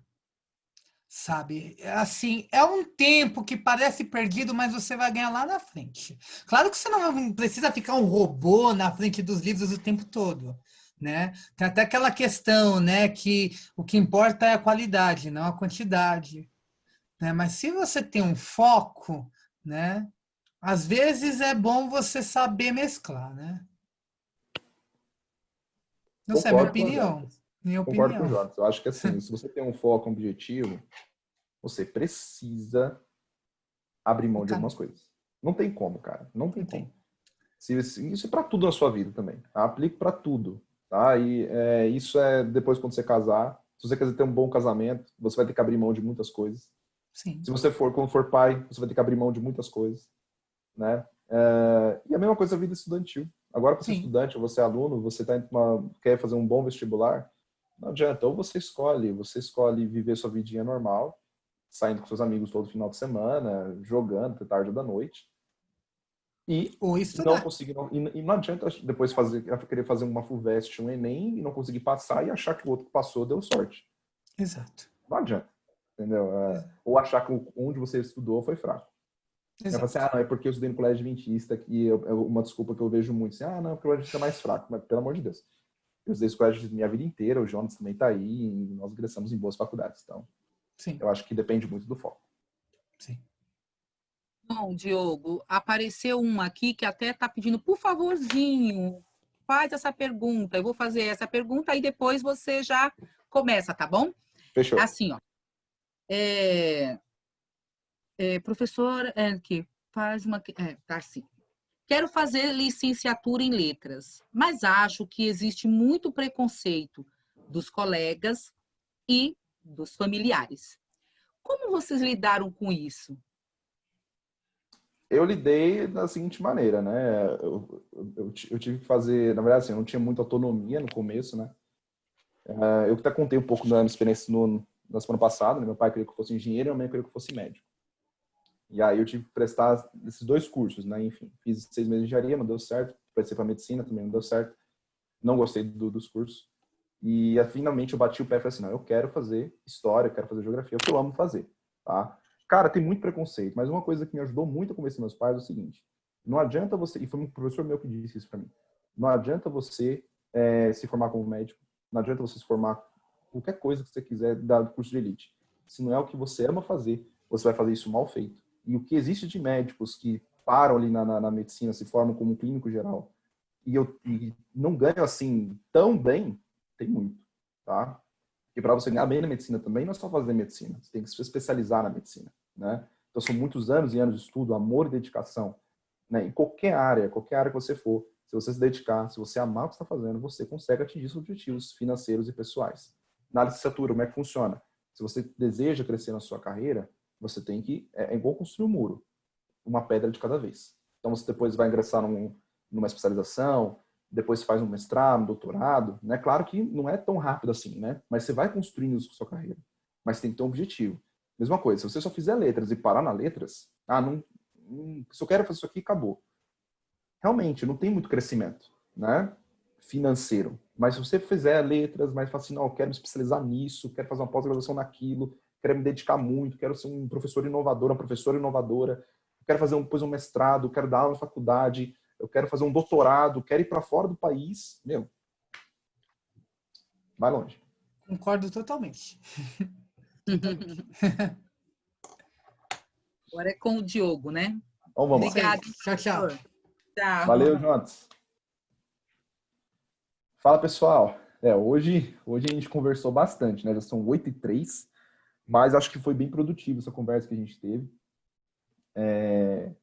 E vamos que vamos. Na aula passada, eu tinha parado aqui na geografia urbana, né? Aqui no slide 24. Deixa eu colocar ele aqui. 24. Né? Sobre problemas urbanos. Deixa eu só configurar aqui a câmera para ficar na minha frente. Pronto. Tá? Sobre problemas urbanos. Dentro das cidades, gente, nós temos muitos problemas urbanos. Tá? Um dos principais, o que amedronta muitas pessoas, é a violência propriamente dita. Né? Então, a violência urbana é algo que gera um medo, né, um terror nas pessoas. E é algo, parece que, principalmente aqui para nós brasileiros, né, parece que é algo que não tem uma luz no fim do túnel. Né? A gente vê violências e violências todos os dias, né, na televisão. Eu até parei de assistir televisão por causa disso. Né? Era tanta coisa ruim que eu assistia, né, que me fazia mal. Né? Então, assim, a violência urbana realmente é um problema. Tá? E o que está vinculado à violência urbana? Todos os tipos, né, de violência. Nós temos desde furtos, né, que é um furto, é quando a pessoa se apropria de algo que não é dela, né, mas sem a outra pessoa ver, o famoso trombadinha, né, está na 25 de março, tá, comprou alguma coisa, sacou um dinheiro, saidinha de banco, também é isso, né, o cara vai, tromba em você não percebe, quando você bota a mão no bolso, cadê seu dinheiro? Já foi embora. Né? Então, existe esse tipo de violência. Existe a violência em assalto, né, que é a pessoa anuncia um assalto, pode ser com uma faca, com uma arma, né, que seja. Existe o latrocínio, né, que é o que? O latrocínio é quando é um assalto seguido de morte, né, então além da pessoa roubar, ela executa, né, ela mata a pessoa. Existe o sequestro, né, que a pessoa vai pegar alguém, pede um resgate, pedindo um resgate da pessoa, né. Existe estupro, abusos, né, sexuais. Então, assim, tudo isso faz parte da violência urbana, tá? E é uma coisa que nós temos, né, que como sociedade temos que saber combater. Nós temos que ter políticas públicas voltadas para essa questão da violência, tá? Mas uma coisa eu garanto, analisando, tá, gente? Todos os países desenvolvidos, tá? Eu coloco como exemplo, né? Eu tenho um amor muito grande para esses países escandinavos, né? Porque eu acho que eles conseguiram alcançar, né, as sociedades, entre aspas, quase perfeitas, né? Porque, claro, sempre vai ter uma sua imperfeição em algum ponto, mas os países escandinavos são um exemplo para o mundo, né? Lá você tem praticamente zero de violência. A Noruega é zero, né? Chegou alguns anos, não preciso ver do ano passado, mas chegou alguns anos que era zero de violência, né? E como que eles chegaram lá? Políticas públicas voltadas, né, para a segurança pública, né? E a segurança pública não é incitar mais violência, né? Não é você armar o cidadão, não é você ter aquela política assim, então vamos executar todo mundo. Não é, né? Eles não tiveram essas políticas. Tá? Então, assim, onde que eles acertaram? Eu acho que é um bom caminho para nós pensarmos como sociedade, né? Onde que eles acertaram, como que eles fizeram essas mudanças de políticas públicas, né? Então, assim, isso, gente, é um tema a ser estudado em uma aula inteira, né? Então, não vai ter como eu passar isso para vocês, porque é muito complexo, né? Como que a Dinamarca, como que a Noruega, né? Eles fizeram suas mudanças ali nessa área, né? Da violência. Então, assim, se vocês tiverem interesse, né? Busquem, pesquisem, né? Para vocês também compreenderem como que eles fizeram isso, tá?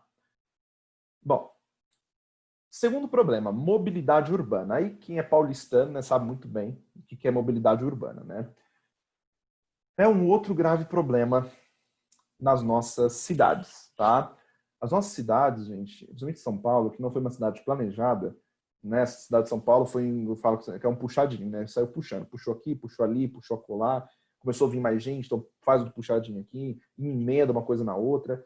né? E não foi nada planejado. Então, você percebe que tem muitas ruas aqui de São Paulo que são muito, muito estreitas, né? Para a quantidade de carros que nós temos. Nós temos, gente, cerca de 11 milhões de habitantes, né? A população de São Paulo, ela é maior do que inúmeros países no mundo, né? Só a cidade de São Paulo, tá? Eu não estou levando em consideração a grande São Paulo, estou levando em consideração a cidade de São Paulo, tá? Nós temos 11 milhões de habitantes, então é muita gente, né? Então, assim, a mobilidade urbana aqui de São Paulo não foi planejada, né? Então, nossos metrôs são superlotados. Por que são superlotados? Porque não teve um avanço, né? Você percebe que os metrôs começaram ali na década de 70, 80 ali, né? A avançar bastante, né? Aqui em São Paulo, mas de repente parou, teve uma pausa, um hiato, né? Agora que eles estão voltando, né? A fazer várias linhas de metrô, a expandir, né? O metrô aqui em São Paulo. Mas países como o Japão, por exemplo, que iniciou o processo no mesmo período que São Paulo iniciou o processo de metrô, lá no Japão você tem metrô praticamente para todo lado, né? E eu estou falando no sentido de país, né? Não só de cidade. E aqui em São Paulo nós não temos essa comodidade, né? Então falta planejamento, falta investimento, e isso é um problema muito forte, né? Metrôs superlotados, ônibus superlotados, as vias também superlotadas, trânsitos caóticos. Então isso é um outro problema, né, da mobilidade urbana, tá? Deixa eu ver aqui, a Jéssica falou assim, tem ruas que nem o Google Maps localiza, verdade. Gabriela Batista diz o seguinte, algumas cidades europeias com Porto, em Portugal, foram ou não foram planejadas? Porque as ruas parecem vielas, mal passam os carros, todo mundo estreitinho de tijolos. Não foram planejadas para o que ela é hoje, tá? Só que são cidades que se adequaram. Tá? Qual que é a população de Porto? Qual que é a população de Lisboa? Né? É uma população bem mais reduzida do que a população de São Paulo. Né? E outra coisa, lá você tem metrô. Tá? Os metrôs, né, em Portugal, né, em todas as cidades europeias, são muito bem interligados. Então você tem metrôs, acesso fácil para todo lado. Né? Eu tenho um tio meu que morou em quase todos os países da Europa, lá, Portugal, Espanha, Inglaterra, agora ele está na França. E ele nunca comprou um carro lá na Europa. Né? Ele não comprou, ele sabe dirigir, mas não comprou carro, porque ele fala que não tem necessidade. Né? Nas cidades que ele morou, não tinha necessidade. E você tinha uma mobilidade urbana excelente, né? Ainda barato. Tá? Então, assim, respondendo a sua pergunta, Gabriela, seria esse sentido. Tá? Então, lá você não teve um planejamento da cidade em si. Não, vamos planejar a cidade do Porto. Não teve. Mas foram cidades que se adequaram muito bem. Aqui em São Paulo não teve nem planejamento e nós nem estamos nos adequando muito bem. Né? É uma lambança. Tá? Então, é complicado. Ocupação irregular. Esse é outro problema urbano, tá, gente? São as comunidades, as favelas. Tá? É um problema gravíssimo urbano. Por quê? Porque eles ficam nesses morrões. Tá? E qual que é o perigo de construir casas nesses morrões? Se começa a chover muito, né, gente? Vai passando o tempo, o solo vai ficando encharcado, o solo vai encharcando cada vez mais, e você vai ter o quê? Um deslizamento, né? Então isso ocorre nessas ocupações irregulares, tá? Então nós tivemos um deslizamento de terra, acho que foi começo desse ano, né, aqui no estado de São Paulo, que matou muita gente, tá? Então ocupações não estavam regulares, tá? Então isso também é um problema, né? Isso o Estado ele tem que intervir, né? Como é que o Estado vai intervir, professor? Construindo moradias. Né? O Estado tem obrigação, gente, de cuidar da sua população. É obrigação do Estado isso, porque essas pessoas pagam impostos, tá? Pagam imposto de renda, pagam inúmeros outros impostos, né? Como PIS, COFINS, pagam inúmeros impostos, tá? Então o Estado ele tem essa obrigação, né? De cuidar da sua população, tá? E é o que nós não estamos vendo acontecendo também aqui nas nossas cidades, tá? Não tem essa preocupação do Estado para com a nossa população. Enchentes também vai entrar no quesito de um mau planejamento, né? São Paulo, gente, por que tem muita enchente em São Paulo? Porque aqui o pessoal fez um erro muito grave, né? Eles acharam que para você evitar enchentes, você tinha que permeabilizar o solo. Então, você permeabiliza o solo, você não tem enchente. Então, taca cimento, taca tudo aí, faz boca de lobo, que uma hora, né, não vai ter mais enchente. Mas, na verdade, né, o outro comete muito o oposto, tá? Cidades como Singapura, né, que são mega planejadas, né, e 100% urbanizadas, são cidades que são chamadas de cidades esponjas, tá? Tem esse nome, cidades esponjas. São cidades esponjas. São cidades que investiram muito na sua área verde, né? Não desmataram, pelo contrário, plantaram muita coisa. Desculpa. Plantaram muitas áreas verdes, principalmente próximo às margens dos rios, tá? Por quê? Não adianta, gente. Todo rio vai ter um momento que ele vai estar cheio e um momento que ele vai estar no seu período mais seco, tá? Isso é normal, isso é da natureza, tá? Então, por exemplo, aqui em São Paulo, nós temos uma área de várzea. O que é uma área de várzea? Relembrando um pouco da geografia física. É quando você tem a época de chuvas, o rio, né, ele vai né, se enchendo e ele vai transbordar naquela área, uma área de várzea, né? Nas estações mais secas, aquela várzea estará seca. Nos meses úmidos e chuvosos, aquela área vai estar alagada, né? Então, assim, se você não tem uma área de várzea esponja, né, com uma área verde, que consiga absorver, né, as águas da chuva, a própria água do rio, vai ter alagamentos, não adianta, né? Não adianta. Para onde que a água vai escorrer? A água vai ter que sair para algum lugar.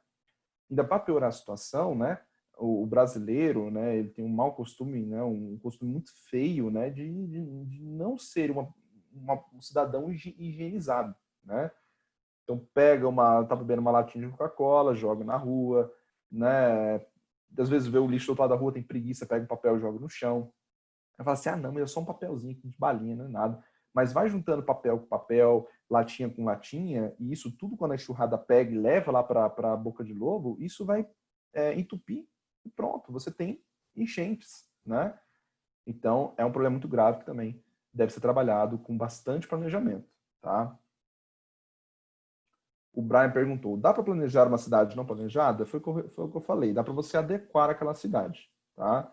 Então, assim, dá para você fazer uma adequação, né? O que eu preciso adequar na cidade para que ela atenda às minhas demandas, né? Sem mudar a cara dela, né? Porque Porto, Lisboa, né? Como a Gabriela Batista deu exemplo aqui, são cidades turísticas, né? Então, eles não queriam modificar a paisagem urbana daquela cidade, né? Porque as pessoas vão para lá exatamente por causa disso, né? Que são vielas, existem lugares muito estreitinhos, de tijolos, né? Que lembra muito aquele período do século XV, século XVI, né? Então, isso é um ponto turístico deles, né? Então, como é que você vai planejar uma cidade? Como é que você vai adequar a cidade sem matar a sua essência, né? E aí você tem as questões de estudos urbanos, tá? Então, para eles a resposta foi o metrô, né? Então, você faz a mobilidade urbana embaixo da terra, assim, você não precisa demolir nada em cima, você não precisa modificar a paisagem urbana para isso, tá? Então, é uma solução, tá? Problemas ambientais, tá, gente? Isso é um outro problema também muito grave, né, nas cidades. Então, nós temos, por exemplo, ilhas de calor, tá? As ilhas de calor é um problema, né, porque é o seguinte, como é que se forma? O que é uma ilha de calor? Nós temos, né, o centro da cidade, tá, que é o principal, né, o centro na metrópole, e tá vendo aqui, ó, a curva da temperatura? Nesse dia tá 29,4 graus aqui nas zonas mais residenciais e mais rurais. Conforme vai se aproximando da cidade, a temperatura vai se elevando. E quando chega aqui na grande cidade, nós temos uma temperatura muito elevada. Muito elevada. Por que ela está muito elevada? Por causa das emissões de dióxido de carbono, tá? Da alta poluição, né? Isso vai fazer um efeito estufa nessa região e vai deixar, né, essa região mais quente, né? Com as temperaturas mais elevadas. Se você for, por exemplo, lá para o centro de São Paulo, né? Você sempre vai ver os termômetros lá mais aquecidos, com temperaturas mais elevadas do que você for, né, para longe do centro da cidade. Porque isso é uma ilha de calor. Imagina, todos os carros, todos os dias indo lá para o centro de São Paulo. Né, ali para a região da Paulista, ou o Centro Velho também, 25 de março, aquelas regiões que lotam e fervilham de pessoas. Né? Tem momentos no trânsito que se você parar e olhar, né, assim, em horizontal, você até consegue ver, né, uma fumaça invisível subindo, né? Essa fumaça de calor subindo. Isso é poluição. Isso vai gerar um aquecimento nessa região, tá? Então, ilha de calor é um problema muito grande, tá? Nos índices da cidade. Professor, e como que se resolve ilhas de calor? Árvore. E não tem escapatória, tá? O que resolve os problemas de ilha de calor são árvores, tá? Inclusive, na semana passada eu vi lá no G1, né, uma reportagem que falava que o presidente, ó, que o prefeito Bruno Covas, né, levou um projeto, né, para a Câmara dos Vereadores para você poder plantar mais árvores lá no centro de São Paulo, né, no Vale do Anhangabaú, né, que está sendo reformado, né? Por quê? Para minimizar os problemas da ilha de calor. Gente, minimizar, não é acabar, tá? Acabando mesmo só o ser humano, sei lá, ser extinto, né? Que não tem como se acabar de vez com ilhas de calor, tá? Isso é mais em grandes cidades. Mas se pode minimizar esses problemas, esses impactos. Outro problema, os lixões, tá, gente? Os lixões, né? A gente acha que todo lugar só tem aterro sanitário, tá? Mas não é bem assim, tá, gente? Aqui em São Paulo mesmo tem muitos lugares onde as empresas de coleta de lixo, elas despejam em lugares, em campões abertos, né? Que são chamados lixões.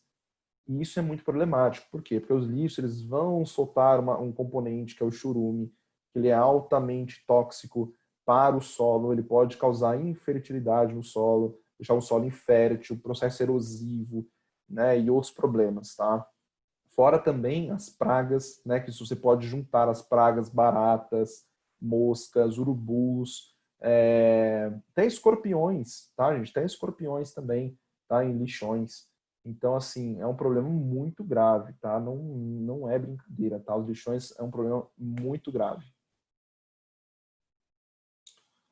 Outro problema também é a chuva ácida, né? A chuva ácida, eu até falo com meus alunos, brinco com meus alunos assim, ó, não quer dizer que você tá chovendo chuva ácida, que você, se você se molhar, seu braço, né, vai corroer, cair no chão, você vai virar um cotoco, né? Ficar assim pro resto da sua vida. Não é isso, tá, gente? Chuva ácida não tem nada a ver com isso. A chuva ácida, ela é a elevação do pH da água. O problema dela vai ser a longo prazo, tá? Não é curto prazo, é longo prazo. E não se engane, toda grande metrópole chove chuva ácida. São Paulo, então chove, lá no centro chove, tá? Uma chuva ácida. E como que eu posso provar isso? Pelos desgastes das coisas, né? Se você vê os monumentos, se você vê os prédios, com o passar do tempo, ele vai aquelas coisas, começa a descascar, começa a ficar um desgaste. Os carros também, como é que os carros perdem sua pintura? Aqueles carros bem velhos, né? Por causa também da acidez, da água, da chuva. Mas o problema maior, gente, é em relação à natureza, tá? Chuvas ácidas em grandes proporções e por muito tempo vai fazer com que aquele solo se torne infértil, né? Tem até uma imagenzinha aqui, ó, da chuva ácida, tá fazendo o quê? Tá matando as vegetações, né? Então isso pode acontecer também a longo prazo, né? Não é assim, choveu hoje, amanhã tá desse jeito. Longo prazo que eu falo é coisa de 5, 10, 15 anos, tá? Que esse processo ocorra, tá? E nada for feito, tá? Como que você pode impedir isso? Novamente, vegetação. As árvores, gente, ela é a chave para que você consiga sobreviver, que a cidade consiga sobreviver. As cidades planejadas hoje são cidades verdes, tá? São cidades verdes, que eles valorizam as áreas verdes, eles investem nas áreas verdes. Por quê? O que vai filtrar o dióxido de carbono são as árvores, tá? Que eles vão amenizar as situações, tá? E por fim, né, poluição, tá, gente? Então, poluição é algo que você vê todos os dias, tá? Inclusive, né, aqui no apartamento, moro bem alto e eu consigo ver, assim, praticamente a cidade inteira de São Paulo. E quando, por exemplo, agora choveu, agora tá ok, eu consigo chegar até ali a região da Paulista tranquilo, né? Bem claro, bem evidente. Mas tem dias, algumas semanas atrás, alguns dias atrás, na verdade, que estava naquele período bem seco, eu não conseguia mais enxergar. Ficava uma nuvem, né? Uma espécie de uma nuvem de poeira, né? Que estava impedindo a visibilidade. Isso é o quê? Poluição, tá? Então, a poluição impede o raio da visão, né, da gente de conseguir ver. Então, você consegue perceber a poluição. E você vai ter vários problemas, inclusive o aumento das ilhas de calor naquelas regiões, problemas respiratórios, então pessoas que têm sinusite, bronquite, rinite, asma e todos os problemas respiratórios aí, vocês percebem que o quê? Aonde mais te ataca, os meses que mais te atacam os problemas respiratórios é quando? Nos meses secos, né? Ali mais ou menos, né, de abril, maio, junho, julho, agosto, né, até setembro, vai ser os meses que você vai estar mais, nossa, então minha sinusite está atacando, minha rinite, minha bronquite, tô com asma e tem que, né, usar mais bombinhas. Então, assim, vai ser os meses que você mais vai ter esses problemas respiratórios. Por causa do quê? Dos gases tóxicos que estão na cidade, tá? Agora, os meses que você está mais ok é o verão. Porque o verão aqui em São Paulo, nós vivemos num regime tropical de altitude, são meses úmidos, né? Então chove bastante, então sua respiração vai ficar ok. Tá? Porque diminui bastante a poluição. Então é isso. Alguma dúvida em relação a esse conteúdo de urbanização? Deixa eu ver, chegou algumas aqui para mim também. E chegou uma para você também, pode falar para mim, por favor.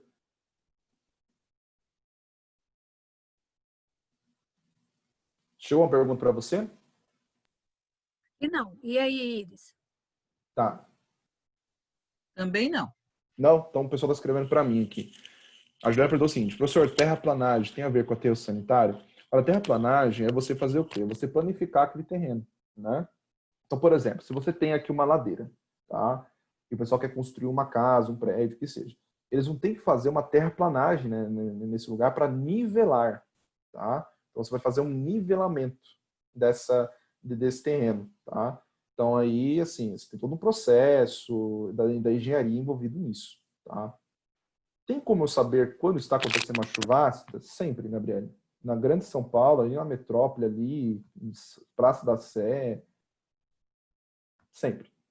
Tá? O nível de poluição. Agora não mais, né? Porque como a gente teve essa pandemia e o pessoal ficou bem, né, em casa, né? Então, assim, os níveis de poluição diminuíram bastante. Então, aí precisaria fazer um estudo. Mas, em tempos normais, ali, o centro, bem centro de São Paulo, normalmente é chuvasca. Tá? Resolver a poluição é com árvore também? Não só com árvore, tá, Jéssica? Aí teria que ter políticas públicas voltadas para isso também, tá? Então, assim, você substituir, né, os seus combustíveis fósseis por biocombustíveis, tá? É uma sugestão, né? É uma opção, tá? Enfim, né? Obviamente também o florestamento. O florestamento é muito importante, tá?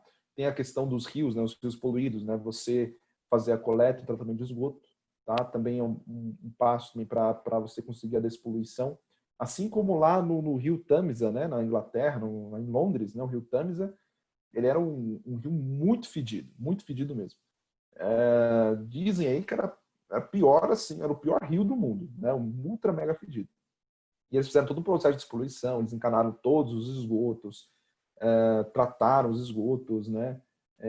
Não despejam mais esgotos no rio Tamisa e drenaram o rio, drenaram e despoluíram o rio. Hoje o rio Tamisa é um rio completamente vivo, né? Você tem peixes naquele rio, aquele rio não fede mais. Tá? Então, assim, inclusive eles usam, né, o rio lá do Tamisa para meios hidroviários, né? Para desafogar os trânsitos nas grandes cidades, né? Lá em Londres, no caso. Então, é uma sugestão também, né? É uma alternativa. Bom. Gente, eu ia começar, né? A minha intenção era começar a demografia hoje. Mas eu vi agora, são 8h27 e eu não sei se vocês estão muito cansados. O que você acha, Pro? Começa um pouquinho ou você acha melhor? Pro, deixa para semana que vem, melhor, Semana né? que vem, né? Melhor, né? São Porque eles estão 8h27, também em né? semana de provas, estão cansados. Então tá. Sem problemas então, gente.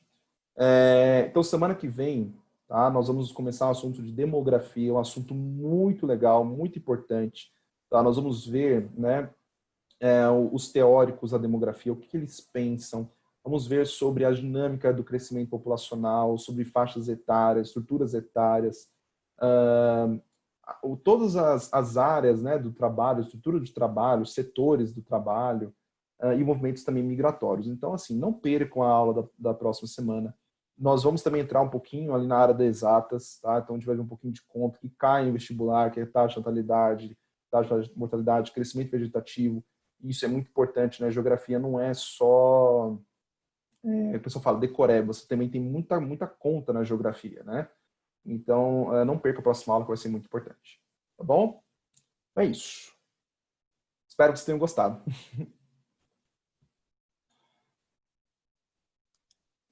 Muito bom, Pro. Muito obrigada, viu? Uma boa noite, um bom descanso para você. Encerra com uma E oração? sim, vamos encerrar com uma oração. E amanhã estaremos aqui outra vez, tá bom? Tudo bem. Vamos orar, gente? Senhor, meu Deus, muito obrigado por esse dia, muito obrigado pela vida, pela saúde. Te agradecemos pelas oportunidades de estudo que nós temos.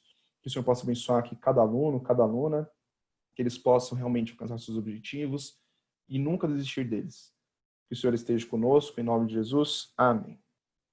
Então, gente, até semana que vem. Obrigado pela presença de vocês. Tchau, tchau. Boa noite, pessoal. Boa noite.